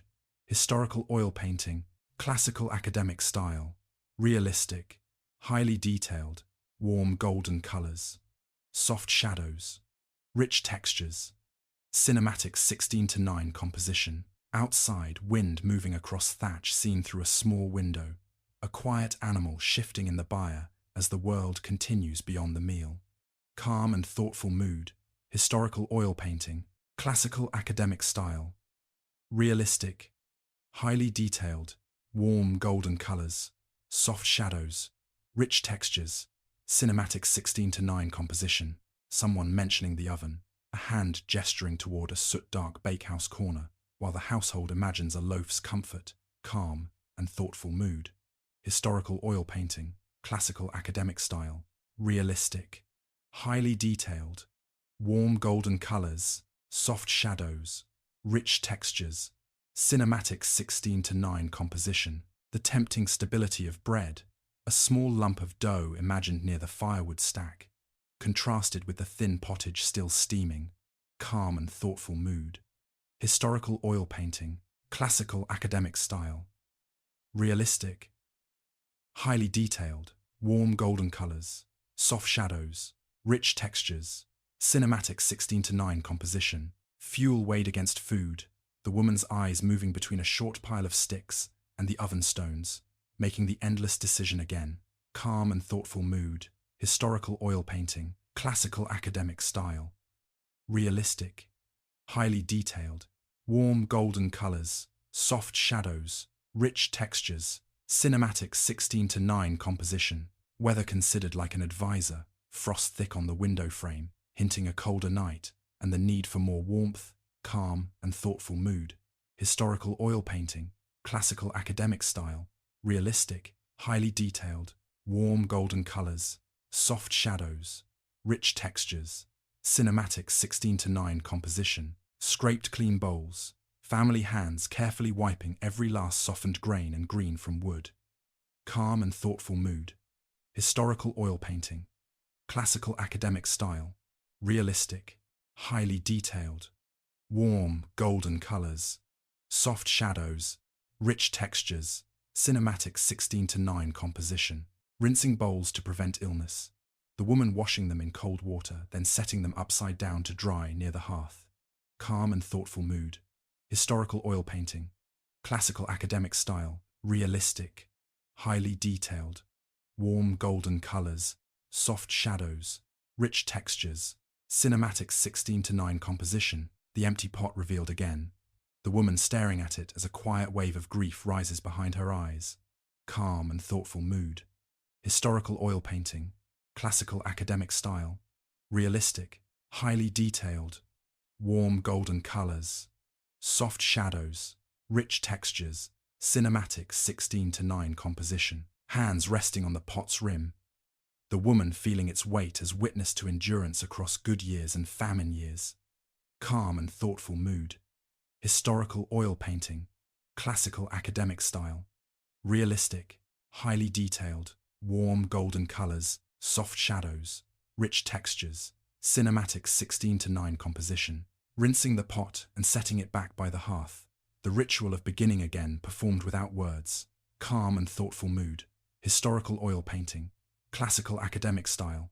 Realistic. Highly detailed. Warm golden colors. Soft shadows. Rich textures. Cinematic 16:9 composition. Gathering everyone close before sleep.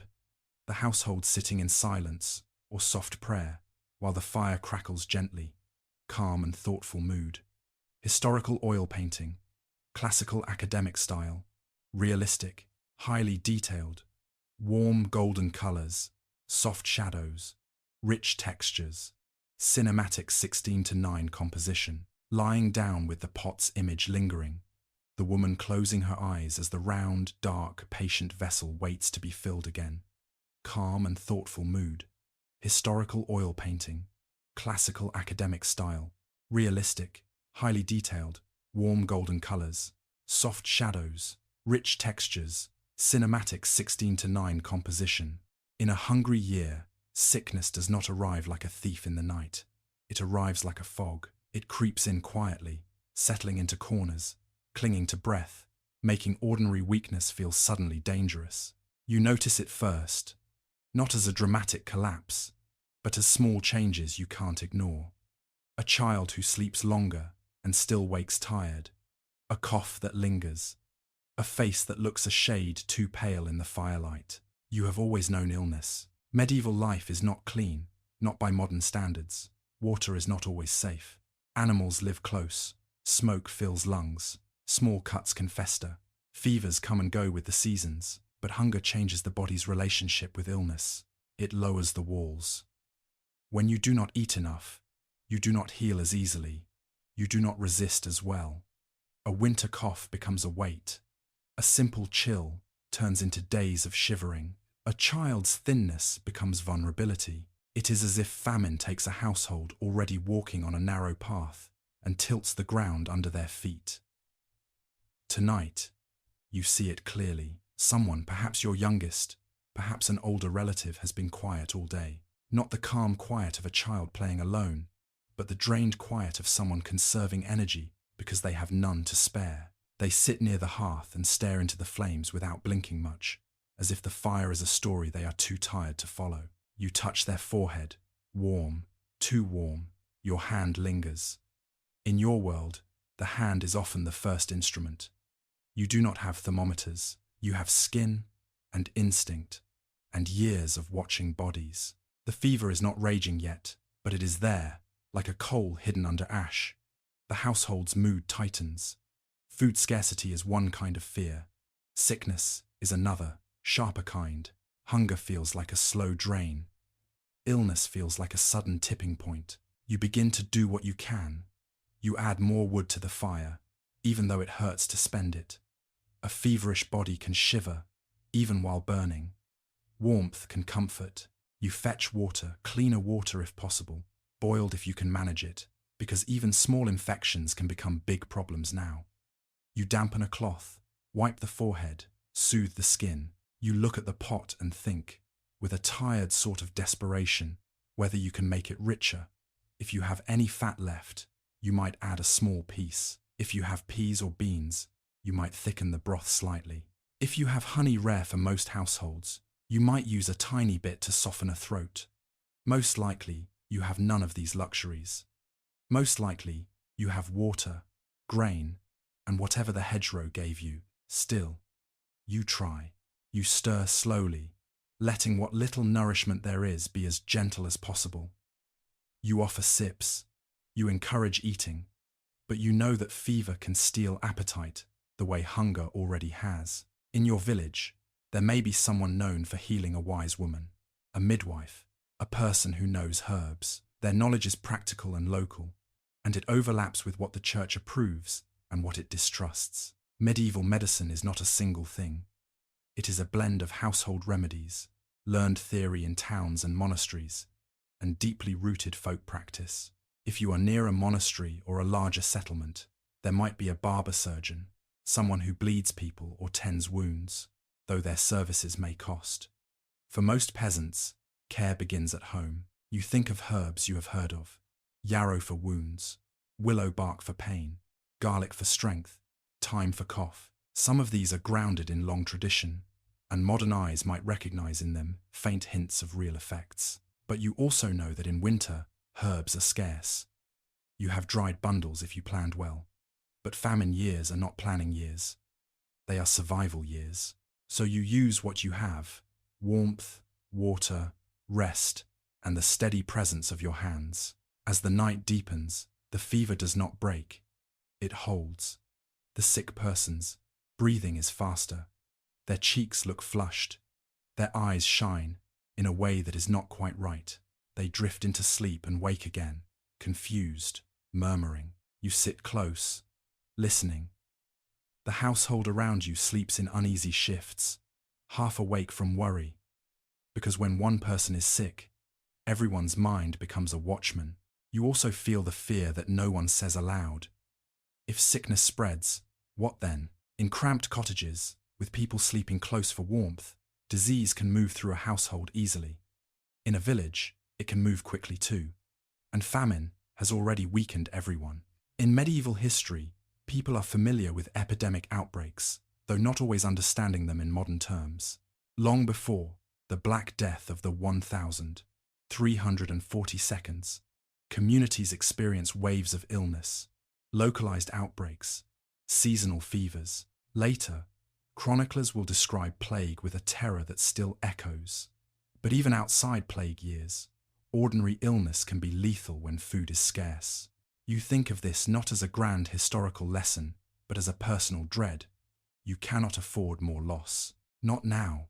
In the morning, you consider going to the priest, not because the priest can cure a fever, necessarily, but because the priest can pray, can offer comfort, can perhaps bring a bit of help if the parish has stores, can advise.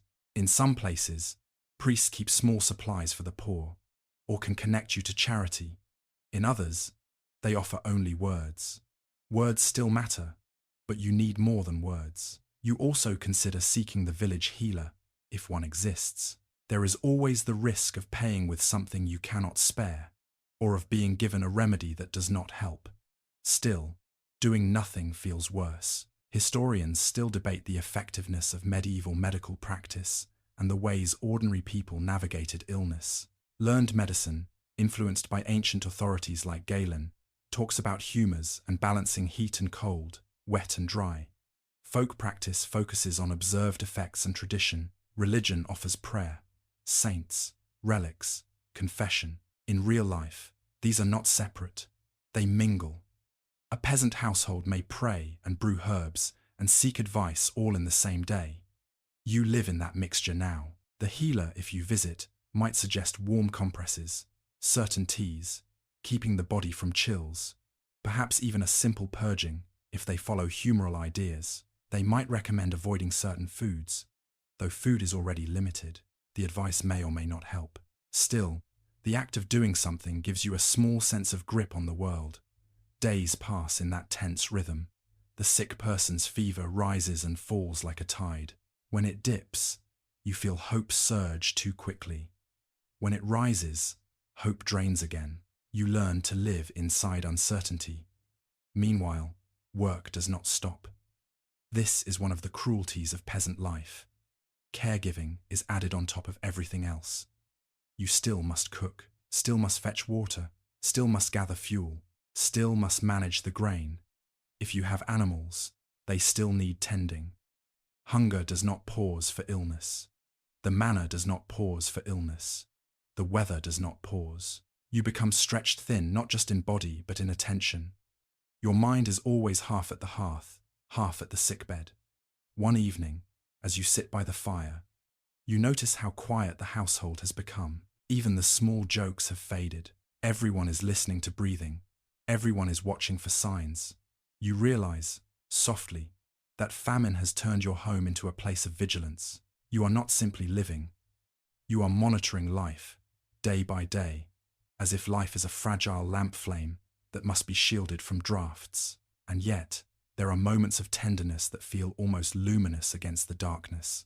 A child laying a hand gently on the sick person's arm, someone saving the warmest corner of bedding for them, someone offering their own portion small as it is to the person with fever. These gestures do not cure illness, but they keep the household human. When the fever finally begins to break, if it does, you notice it in small ways.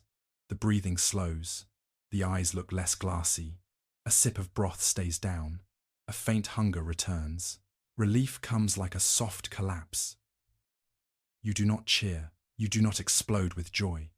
You simply sit, shoulders loosening, and feel gratitude spread through you with a warmth that is deeper than the hearth's heat. But even with recovery, sickness leaves marks. The body is weaker, the appetite is fragile, the household has spent extra fuel, extra time, extra attention. The grain bin is lighter. The winter is still present. You understand now, more clearly than ever, that famine is not only hunger, it is vulnerability piled on vulnerability. It is the way a small fever can become a major threat because the reserves are gone. You look at the sleeping face near the hearth and feel a quiet, fierce tenderness. You have survived this wave, at least. You have held the fragile lamp steady. Outside, the night wind moves over the village again. Inside, the fire crackles softly. The pot waits, and you, tired beyond words, rest your hand on the warm edge of the hearth and let your eyes close, knowing that even if tomorrow brings more difficulty, tonight, just tonight, breathing is steady and the household is still together. The days after sickness feel oddly quieter, as if the household has learned a new kind of listening. You still wake before full light. You still meet the cold with your hands, first wood, water, grain, cloth, but now your attention keeps drifting outward, toward other hearths, other pots, other families. Hunger has a way of turning a village into a single shared body. If one part weakens, the whole thing limps. You step outside with your bucket, and you notice how carefully people look at one another now. Not staring, not rudely, just checking. Who is walking slower than last week? Who has lost the roundness in their cheeks? Which child is suddenly quiet? Which doorway has no smoke rising this morning? In easier seasons, neighborliness can be casual greetings, small talk, a borrowed tool returned whenever. In a famine season, neighborliness becomes sharp-edged, because every kindness has a cost, and every refusal has a story. You meet another woman at the water, and you don't need to ask how she is doing. The answer is in the way she holds her shoulders, slightly hunched, as if even the air might take something from her. Still, she offers you a small piece of news. Someone's cow has stopped giving milk, or someone's last hen has been traded away in town, or someone has taken to boiling peas twice to make them last. You file the news away like you always do, because information is a kind of food too. It doesn't fill you, but it can keep you from stumbling into a bad choice. Back home, you notice your own stores again, always again, and you feel the familiar tension. You are not only feeding your household, you are deciding what kind of person your household will be while it starves. A knock comes at the door in the late morning. You hear it, and you feel your stomach tighten before you even move. In these months, a knock is rarely casual. It is usually need. When you open the door, it is a neighbor, someone you know well enough to read the embarrassment on their face. They do not ask with drama. They ask quietly, eyes lowered, voice gentle, as if speaking too firmly might make the request unforgivable.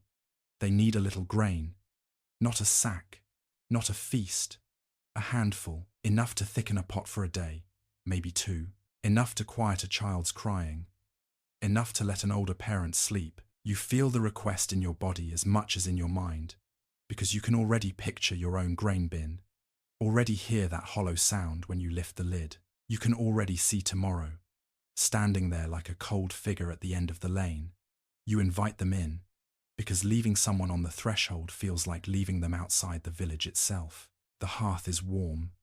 The air inside smells of smoke and thin pottage.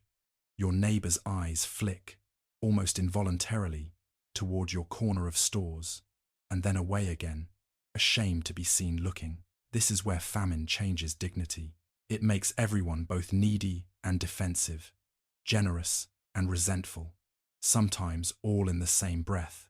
You do not answer at once. You make tea if you have something to steep, more likely hot water, perhaps flavoured with a bit of herb if any remains. You ask how they are holding up, and their answer is a small shrug that contains everything. Then comes the hard moment. You choose. You could say no. You would be within your rights.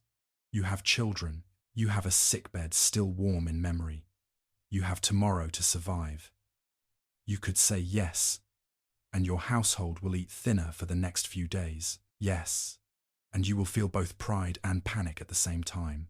Or you could do what villagers often do in hard years. You could make the answer conditional, not cruel, just practical. A loan, not a gift. Grain now, labour later. Help me mend my fence when spring comes. Help my husband with a day of digging. Watch my little one when I go to market. Bring back a bundle of fuel from the commons when you can. This kind of exchange is not new. Medieval village life runs on reciprocity as much as on coin. Favours, shared labour, remembered obligations. In better years, it feels natural.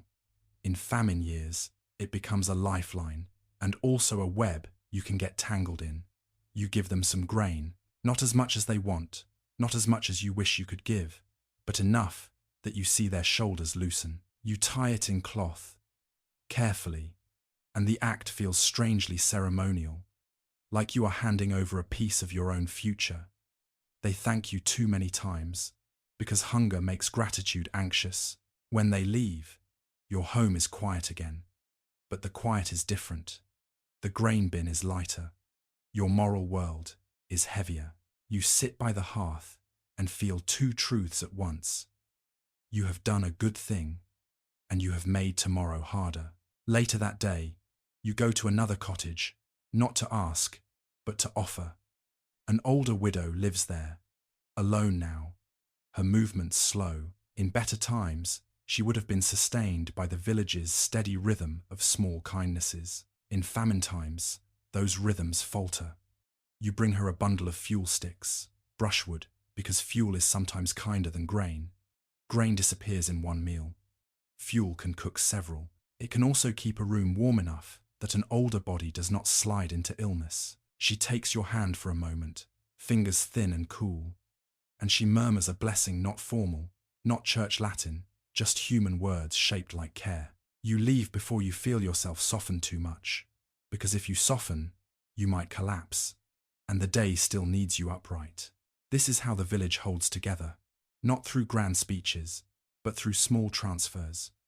Fuel, salt, a loaned pot, a shared bit of yeast or leaven if anyone still has it, a day of help at a field edge, a watchful eye on children while someone walks to town.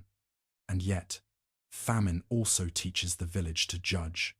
You hear whispers carefully spoken, never loud enough to be called gossip, but you hear them. Someone is said to have more grain than they admit. Someone is said to be hiding a sack in the loft. Someone's smoke is thicker than it should be for the amount of wood they claim to have. In a normal year, people might shrug and let it pass. In a hungry year, rumour becomes an accusation that can change how the village treats you.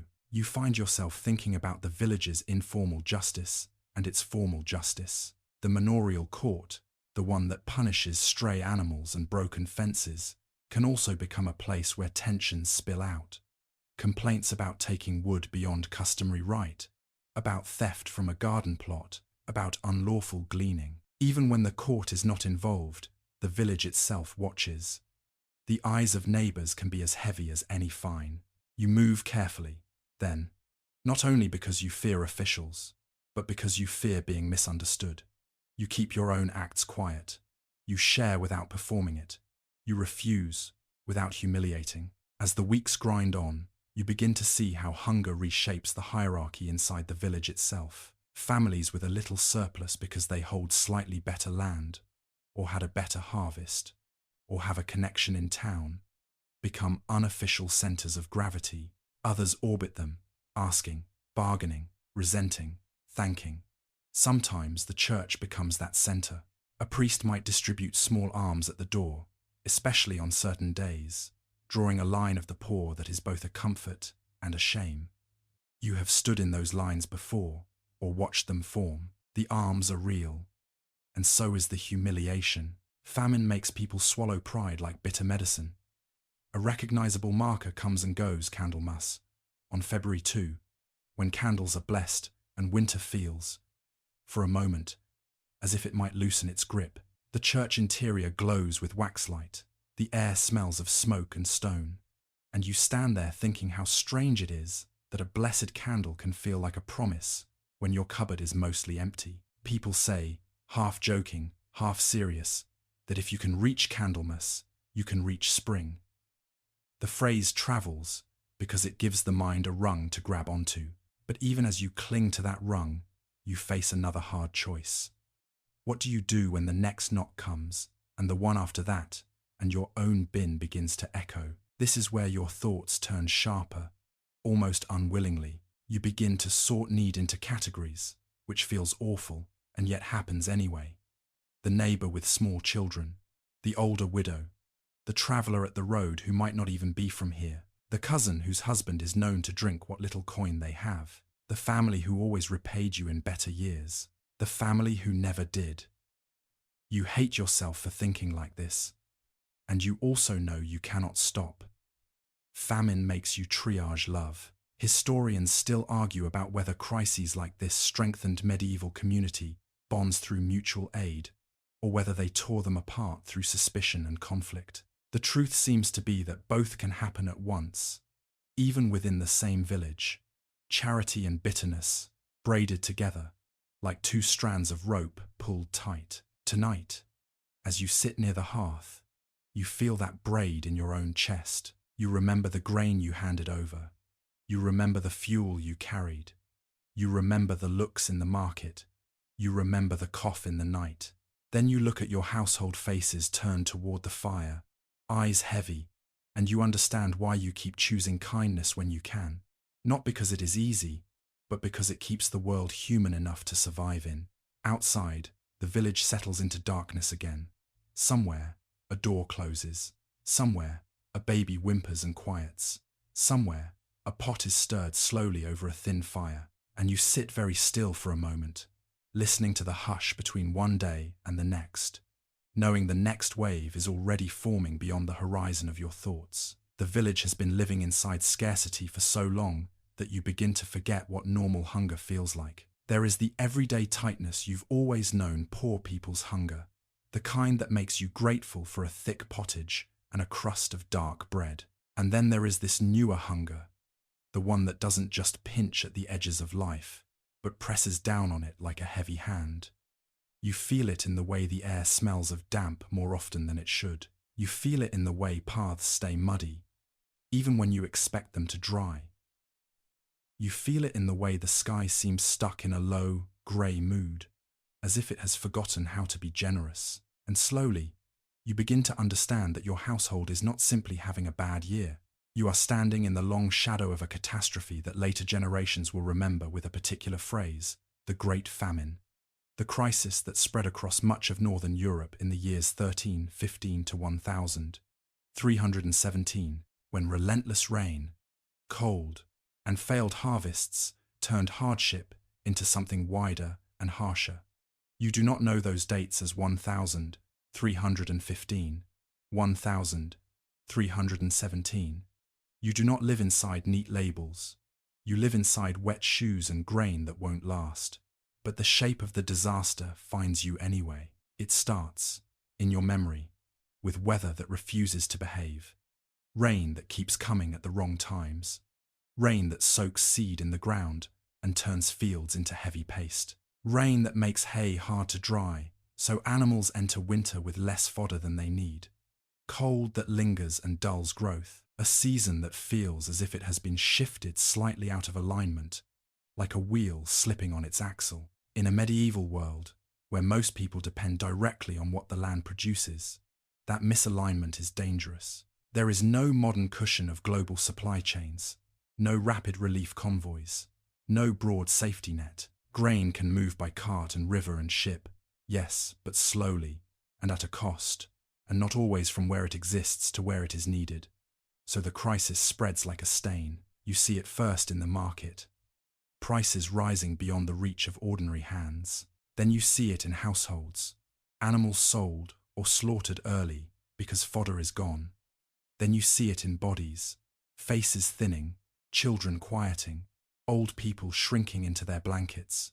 And finally, you see it in movement, people on the roads, seeking work, seeking charity, seeking anywhere that might still have bread. There is a detail that feels almost too ordinary to carry such horror, and yet it does. Seed. You stand by your own stores and realize that the grain you are holding back for spring planting looks exactly like the grain you could boil into food today. In better years, this is not a question. You keep seed because you trust harvest. In a famine year, trust becomes a luxury, and the future becomes a thing you gamble with. Some households eat seed corn. They do it slowly, reluctantly, with that same careful portioning you've been practicing all winter, because they know what it means. Fewer crops later, more hunger later, but later feels less real than now, and a hungry child in front of you can outweigh an entire imagined summer. This is how catastrophe deepens. The famine is not only the weather, it is the choices the weather forces, and the weather keeps forcing. You hear, through travelers and whispers, that the misery is not limited to your district. It touches towns, villages, and whole regions. You hear that even some people who normally count themselves secure small landholders, tradespeople, are struggling because food prices affect everyone. When grain becomes scarce, it drags everything with it. Rent, wages, debt, even the mood of a marketplace. In England, people still remember the shock of the Battle of Bannockburn in 1314, when King Edward II's forces suffered a major defeat against the Scots. You are not discussing strategy by the hearth, but you feel the way war and instability can make hard years harder. Disrupted trade routes, demands on resources, uncertainty in authority. Hunger does not care whose banner flies over which road, but hunger can be sharpened by politics. And then comes the bitter irony. Even when there is grain somewhere, getting it to you is not simple. Roads are bad, carts sink, rivers flood, storage spoils in damp. A sack of grain is not a promise until it is inside your home. In these years, the element that fails the harvest water also hinders the rescue. Your village hears of measures taken by those above you, attempts to control prices, to limit hoarding, to restrict export, to keep supplies local. Medieval towns sometimes enforce rules against practices like buying up food before it reaches market or reselling at inflated prices. Authorities understand, in their own way, that a hungry population can become desperate, but rules cannot manufacture harvests.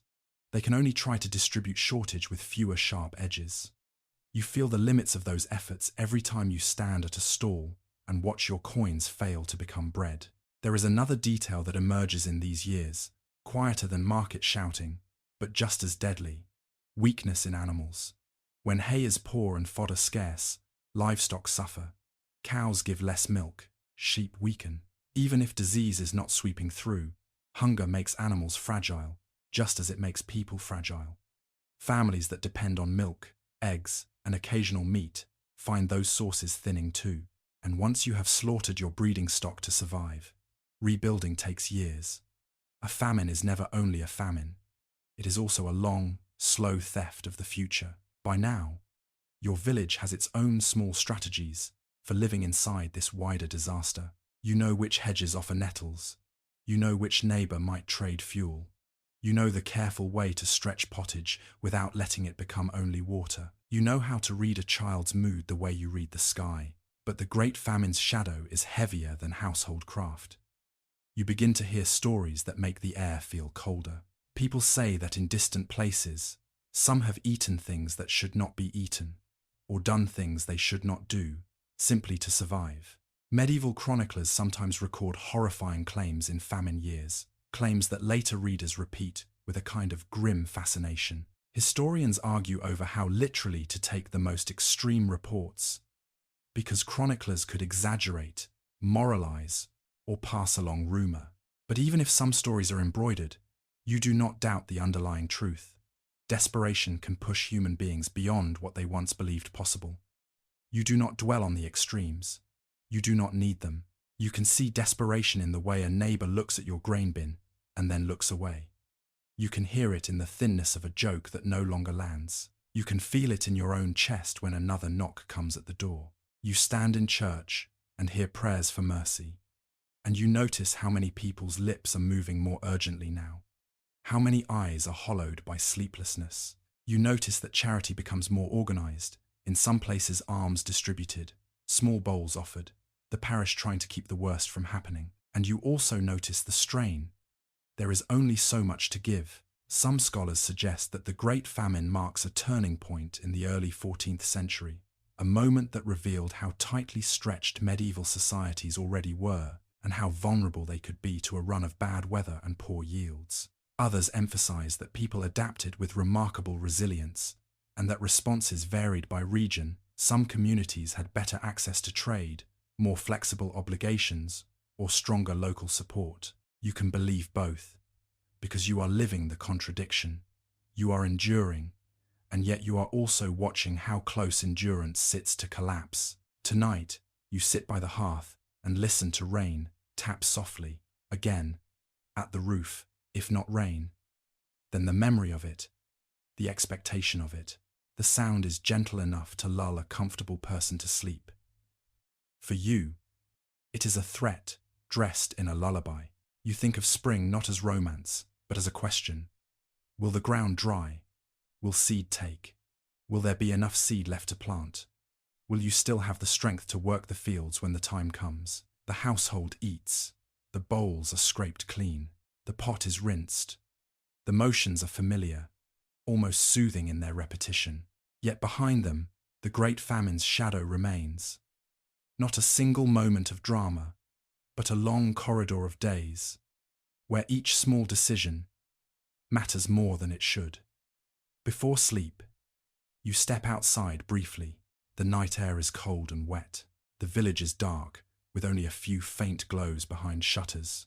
Somewhere, far off, a bell might ring, time marked, as always, even when time feels cruel. You return inside and lie down, and you let your mind rest on one steady thought, because steady thoughts are precious, that you have reached another night, that you are still here, that the household still breathes, and in a famine as wide as this, sometimes that is the only victory that can be honestly claimed. The road that once felt like a boundary, your village on one side, elsewhere on the other, begins to feel like the center of the world. Not because you suddenly crave travel, or adventure, or distant horizons.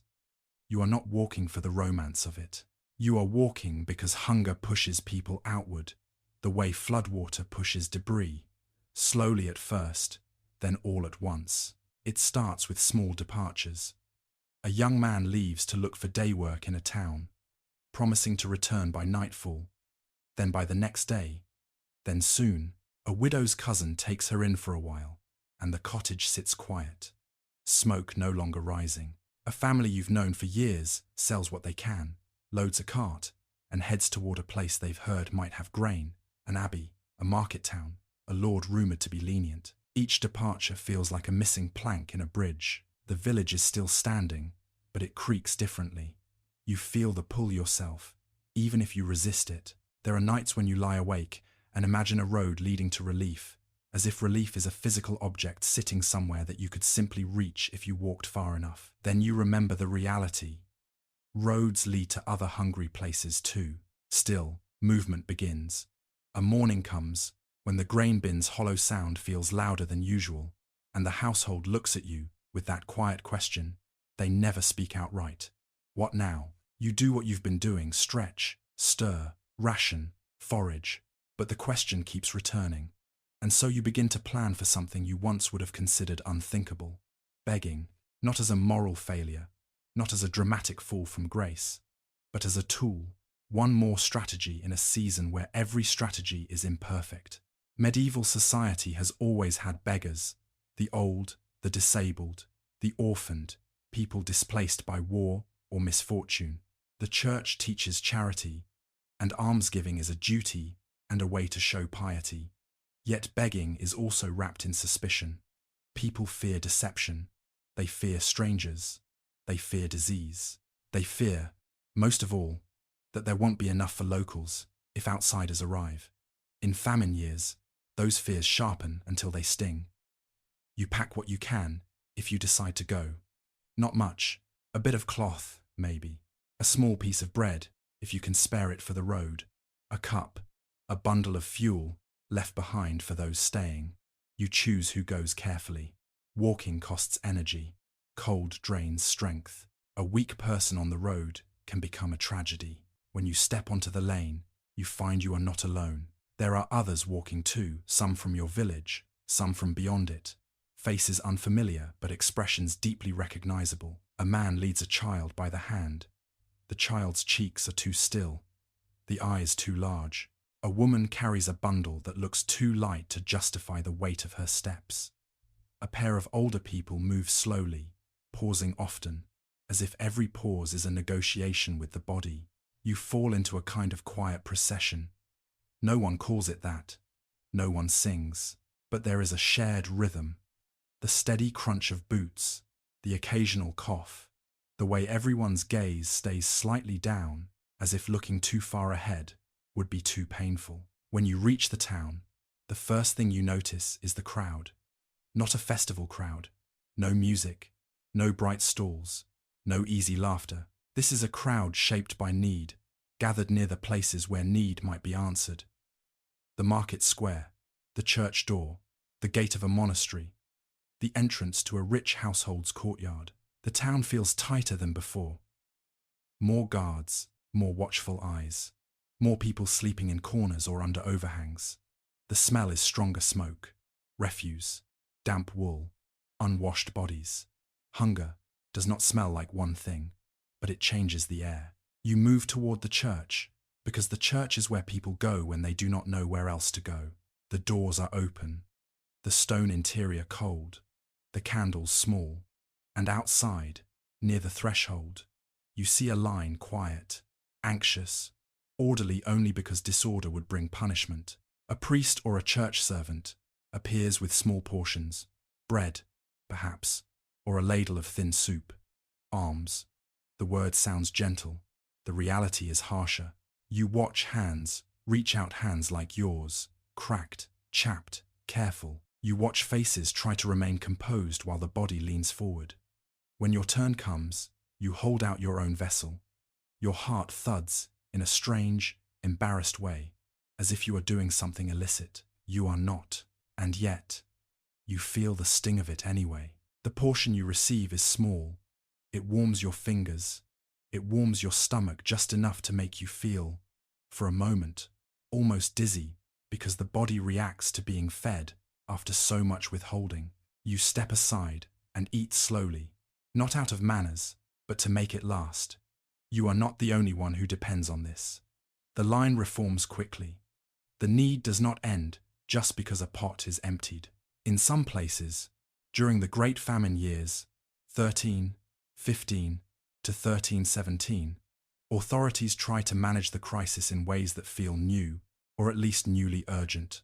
Regulating market practices, watching grain stores, sometimes restricting exports so food stays local, sometimes ordering investigations into high prices or suspected hoarding. The details vary by region, and enforcement is uneven, but you feel the results as atmosphere. More officials present, more scrutiny, more anxiety about disorder. You see it in the market too. A town officer stands near the grain sellers, watching measures. People complain about price. A seller complains back about supply. Someone mutters that grain is being hidden. Someone else mutters that thieves are getting bolder. You hear the word order used, the way people use a charm. Say it often enough, and perhaps it will become true. Then you hear a sharper, colder word.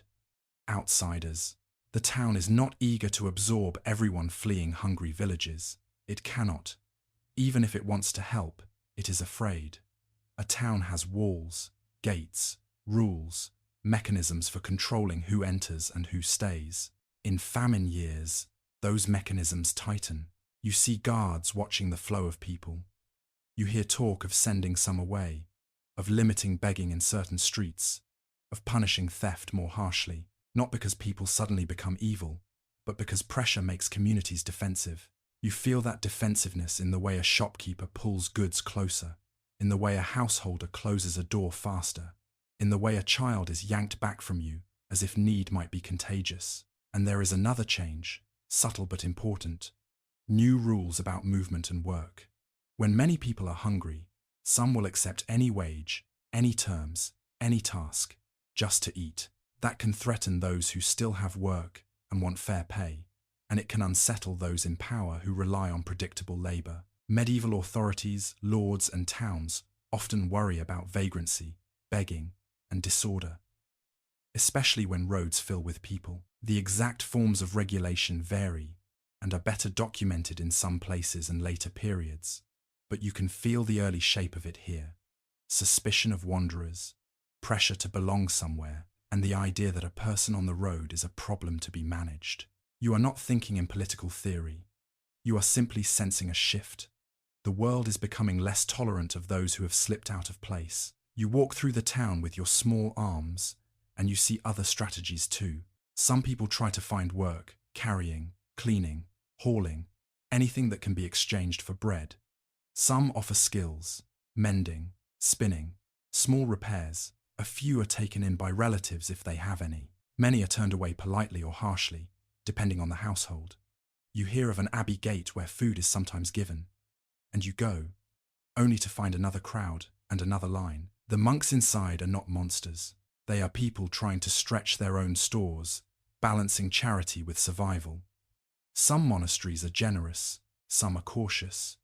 Your experience depends on where you are and who is in charge. As you wait, you listen to the talk around you.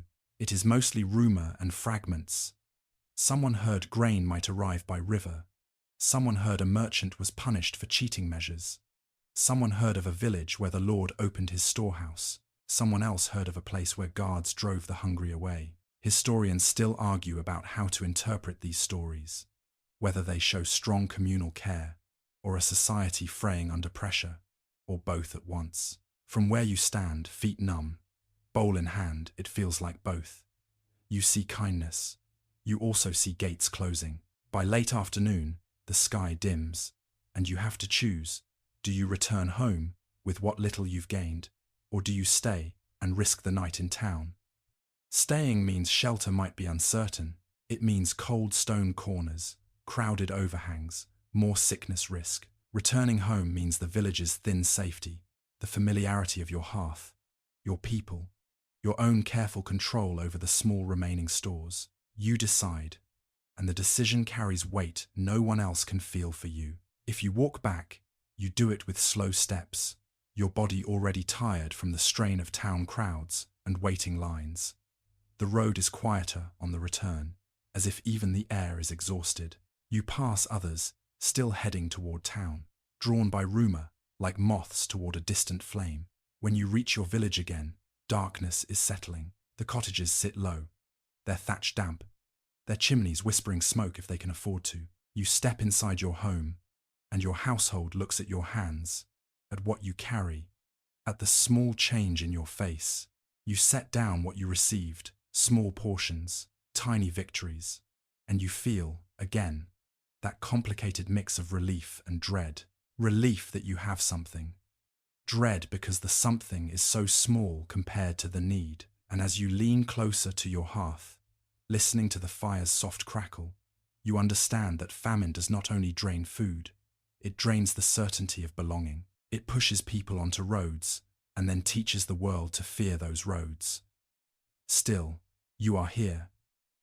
You have walked out and walked back. You have seen the wider crisis with your own eyes, lines at church doors, guarded grain stalls, rules tightening like straps, and you carry that knowledge into your next day, not as despair exactly, but as a sharper kind of realism. The pot waits again, patient and dark, and you, with tired hands, begin again. Spring arrives the way a shy visitor arrives slowly, cautiously, not wanting to promise too much. The first change is in the air. It smells less like pure cold and more like damp earth. The wind is still sharp, but it carries a different note, as if somewhere beyond your fields the world is beginning to soften. You notice it on your walk to fetch water, the edges of ice thinning, the stream moving more freely, the ground no longer locked as hard underfoot. And with that shift comes the most dangerous question of all: seed. You stand by your stores with a kind of reverence and dread. What remains is not much. It is the residue of rationing, begging, borrowing, foraging, an entire winter of careful survival boiled down into a few sacks and jars. You know exactly what you have, because you have counted it 100 times in your mind, and yet counting has not made it grow. Now you must decide whether those last grains become life in the ground or life in the pot. In a peasant household, seed is not inventory, it is the future made tangible. It is the possibility of bread months from now.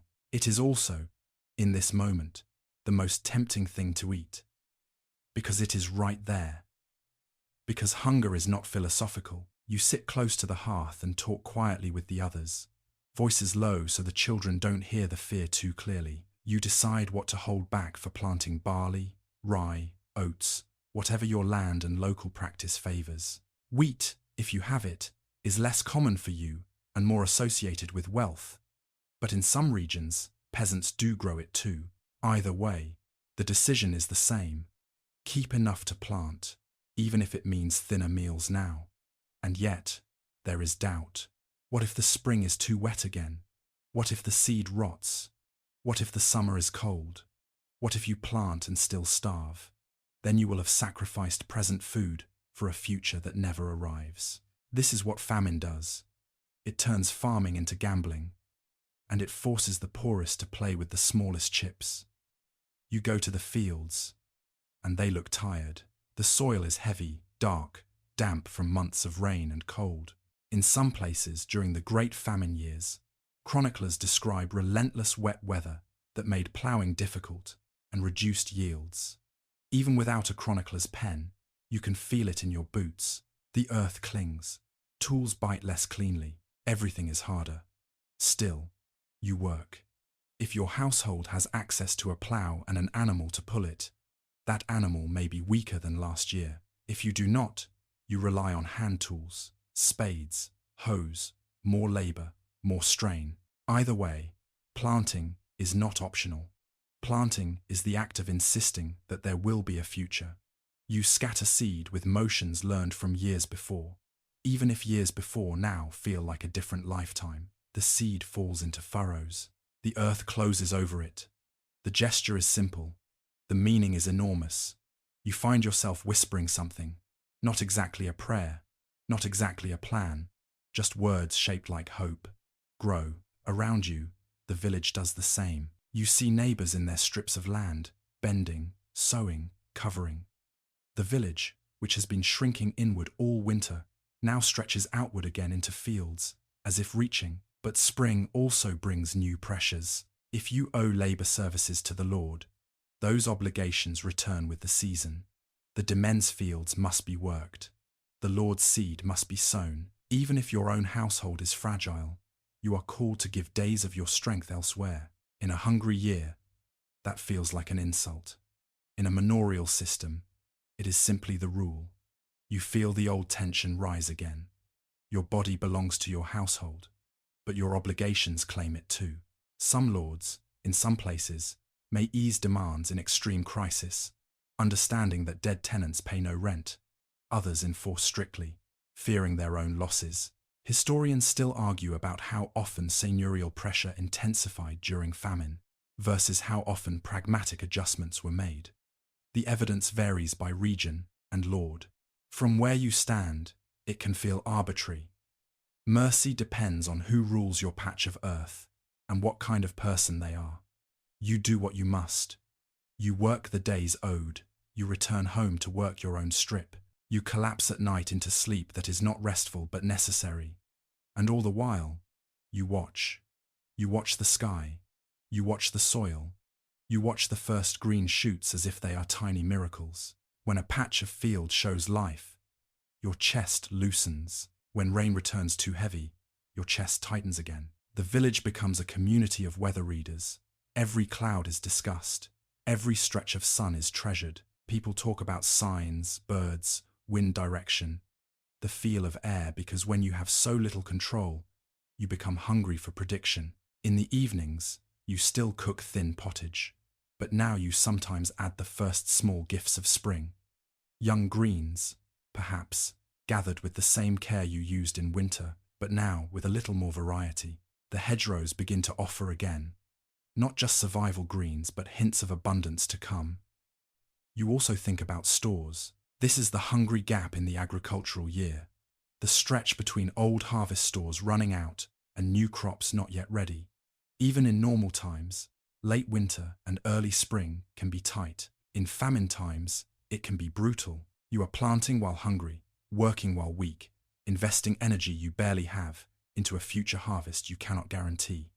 Yet you do it, because if you do not, the famine becomes permanent. As weeks pass, you see other changes too. People who fled may return or may not. Some cottages remain dark, their hearths cold. Some families have been reduced, not by drama but by quiet attrition, illness, weakness, leaving. The village landscape holds these absences like missing teeth. Still, in the fields, life insists. Green emerges, slowly, stubbornly. A blade here, a patch there. The sight of it can make you want to cry, not because you are sentimental, but because it feels like the world remembering its duty. You hear that in some regions, by 1317, conditions begin to improve, though not evenly and not without lingering hardship. Recovery from a famine is rarely immediate. It is patchy, like sunlight through clouds. Some harvests return earlier, some later. Some households recover, some do not. And even when food becomes more available, the damage remains lost. Livestock, depleted seed, weakened bodies, broken social ties. Historians still argue about how quickly societies bounced back after the Great Famine, and how much it contributed to longer-term vulnerability in the early 14th century. Some see it as part of a broader pattern of strain, population pressure. Climatic shifts often linked to the onset of what we call the Little Ice Age. Though the term covers a long period and its exact timing and impacts are debated, others emphasize local resilience and variation. But you, planting in damp soil, feel one simple truth. Recovery is not a switch. It is a slow rebuilding. One evening, you stand at the edge of your strip and look across the village fields. The light is longer now. The air is cool but not cruel. You can hear a bird call clear, almost surprised at itself. You watch young shoots move slightly in the breeze. You are still hungry. The pot is still thin. The obligations still press. But the green in the field is real, and it changes the way your mind holds the future. You return home, wash soil from your hands, and sit by the hearth. The fire is still small, but it feels less like a desperate defense and more like a steady companion. You share what little you have, and you speak more softly because the household is tired. Then you lie down, and your body sinks into rest with a different shape of exhaustion, the exhaustion of rebuilding, not just enduring. Outside, the fields hold your seed like a secret, and you drift towards sleep with the image of that seed in the earth, the quiet promise of it, the way it waits patient, dark, determined just like you. When the harvest finally comes, when it truly comes, not just as a rumor or a hopeful glance at green shoots, it does not arrive like a trumpet blast. It arrives unevenly. A little grain ripens earlier in one field than another. One strip looks healthier, the next looks thin. Some heads are full, some light. The weather has been fickle for so long that you no longer trust a good week to stay good. You keep waiting for the sky to change its mind. Still, the days lengthen, The air warms. The village begins to smell, faintly, of living plants, rather than smoke and damp wool. You notice it first in your own body, how you can move a little more easily, how your hands feel less numb, how the light doesn't vanish so early that you feel chased by darkness. And then you notice it in the way people begin to stand differently, as if their spines remember what it feels like not to be bent entirely by fear. Harvest time is always hard work. Even in a good year, it is the season when every muscle is used. People rise early, cut grain with sickles, bind sheaves, carry, stack, thresh. It is a communal urgency, because grain left too long in the field can be ruined by rain, eaten by birds, lost to rot. In a famine year, or in the years just after the urgency becomes sharper, there is no extra. There is only enough or not enough, and everyone knows the difference. You walk into the field with your sickle in hand and feel a quiet jolt of emotion when you see the grain standing there, real and physical. It is not abundant like an old story of golden years. It is not a miracle, but it is there. It has grown. You touch a head of grain between your fingers. The kernels are small, perhaps, but they exist. You have spent months living on the edge of nothing, and now you are holding proof that the earth can still produce. The village moves with a kind of solemn energy. People do not sing loudly. They do not waste time. They cut, bind, and carry with the practiced rhythm of those who know that survival depends on efficiency. You hear the soft rasp of sickles through stalks, the whisper of straw, the occasional murmur of instructions. Children help where they can, gathering loose stalks, carrying smaller bundles, picking up what falls. In many peasant households, every hand matters. Even the smallest tasks add up when the year is tight. You also see the scars of the famine in the work itself. Some households have fewer workers. A man who used to cut beside you is gone, dead, or left, or weakened beyond heavy labor. An older woman who used to bind sheaves sits more often now, breathing carefully. A family that once fielded many hands now has only two, moving with a strained determination. And then there are the absences that aren't bodies but animals. Where there used to be more draft power oxen, perhaps there is less. If livestock was slaughtered in the worst years, ploughing and hauling have been harder. That loss does not vanish the moment grain returns. It lingers, because rebuilding herds takes time. A famine harvest is not just about what you cut today, it is about what you can rebuild tomorrow. When you bring sheaves in, you store them carefully. Storage is its own form of survival. Grain must be dried, kept from damp, protected from rodents. In a year of relentless wet, this becomes a constant worry. You watch the sky even now, as if it might steal what you have earned.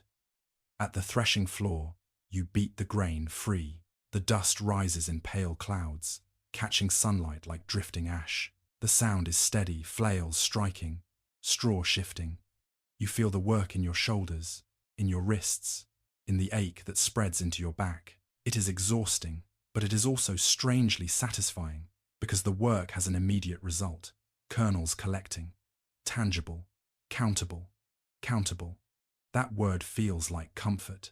When you finally see the grain gathered, you feel relief, and then immediately, caution. Because famine teaches you not to trust relief too quickly. You remember the hollow sound of the bin. You remember market prices that felt like closed doors. You remember fever and weakness. You remember the way a few days of rain could undo months of hope. You carry those memories into the harvest, like a second sickle. So even as grain returns, you do not celebrate wildly. You measure. You portion. You set aside seed first, with a kind of fierce seriousness. You set aside a bit for dues, because the manor will still demand its share. You think about the tithe. You think about winter, and you notice how relief is not the same for everyone. A household with more land, or better luck, may harvest enough to ease their fear. Another harvests less, and remains close to the edge. A widow with a small strip might still struggle. A family who lost livestock might find themselves unable to cultivate as effectively, even with seed. Recovery is uneven, like the harvest itself. In the village, you hear quieter voices again, small jokes returning. Not because life is suddenly good, but because people have the energy to make jokes. Humor, you realize, is one of the first signs of recovery. When you are starving, laughter feels like waste. When you begin to recover, laughter becomes possible again. There is still tension, though. People remember who helped and who didn't. They remember who shared grain and who hid it. They remember rumors. They remember debts, loans of food, of fuel, of labor. Now that grain exists again, those debts become visible. Some are repaid with gratitude. Some are resented. Some are quietly forgotten. Famine does not end cleanly. It leaves a tangle of social threads. Historians still argue about how much events like the Great Famine altered social relations in the countryside, whether it deepened inequality by forcing the poorest to sell assets, or whether it created openings for some through changing land availability and labor needs. It's likely both, varying by region. But in your village, you can already see that the famine has rearranged things. Some cottages are empty. Some strips of land may change hands. Some families will not return to what they were. And yet, you also see continuity. The same tools are used.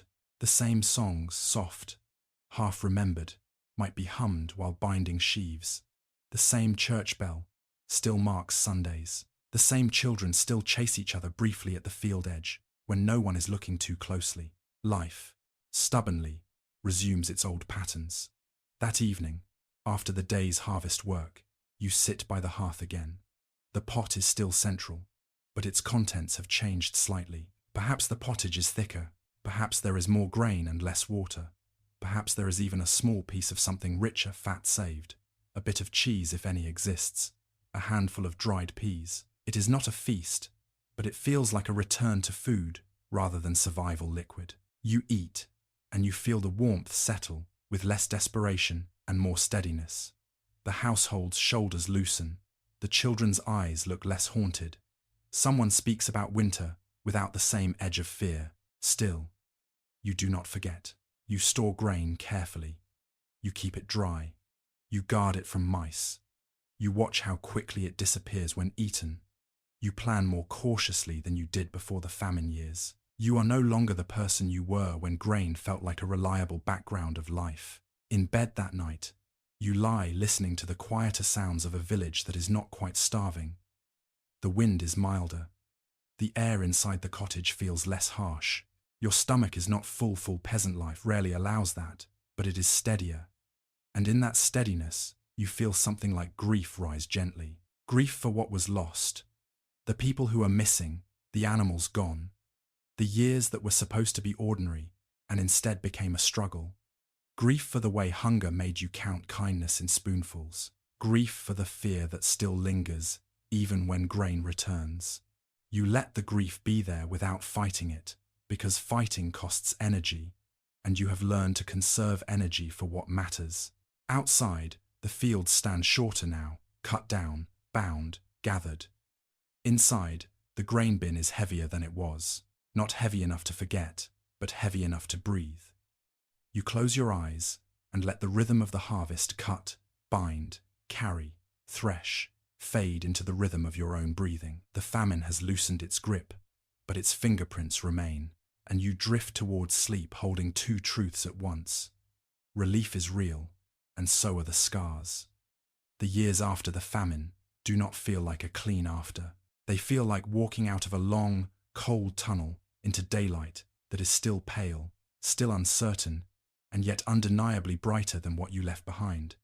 The world has not become gentle overnight. It has simply, slowly, begun to allow you to live without constant emergency. You wake in a later season, another winter, perhaps, or an early spring, and you notice something that once would have seemed impossible. You wake without immediate panic. Your first thought is still practical. Of course, fire, water, food. But the thought is no longer sharp as a blade.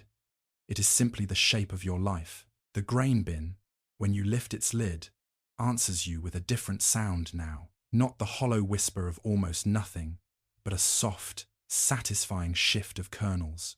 Not abundance like a lord's storehouse, but enough that your mind can rest for a moment. And yet, You are not the same person you were before those famine years. You can feel the change in your hands. Your hands still work, still stir, still grind, still mend, but they do so with an added layer of caution, as if every movement remembers what it felt like to stretch the last grain. You store things differently now. You keep a little more back when you can. You dry herbs more carefully. You mend earlier rather than later. You notice weather signs sooner. You pay closer attention to the sound of rain on the roof. The famine has turned you into a watcher of the world. In the village, memory settles into habits. People speak of that year without always naming it, because naming it can call back the feeling too vividly. They might say, "Not like the bad seasons," or "when the rain would not stop," or "when the price of bread rose beyond reason." If you are in Northern Europe and the Great Famine of 1315, 1317 touched your region directly, those years become a kind of marker, something older people reference when teaching younger ones what to fear and how to plan. If you live elsewhere or in a different medieval famine, the same pattern holds. The worst years become a story told in practical fragments, stitched into advice. Keep seed aside first. Don't sell the cow too quickly. Store grain high, away from damp.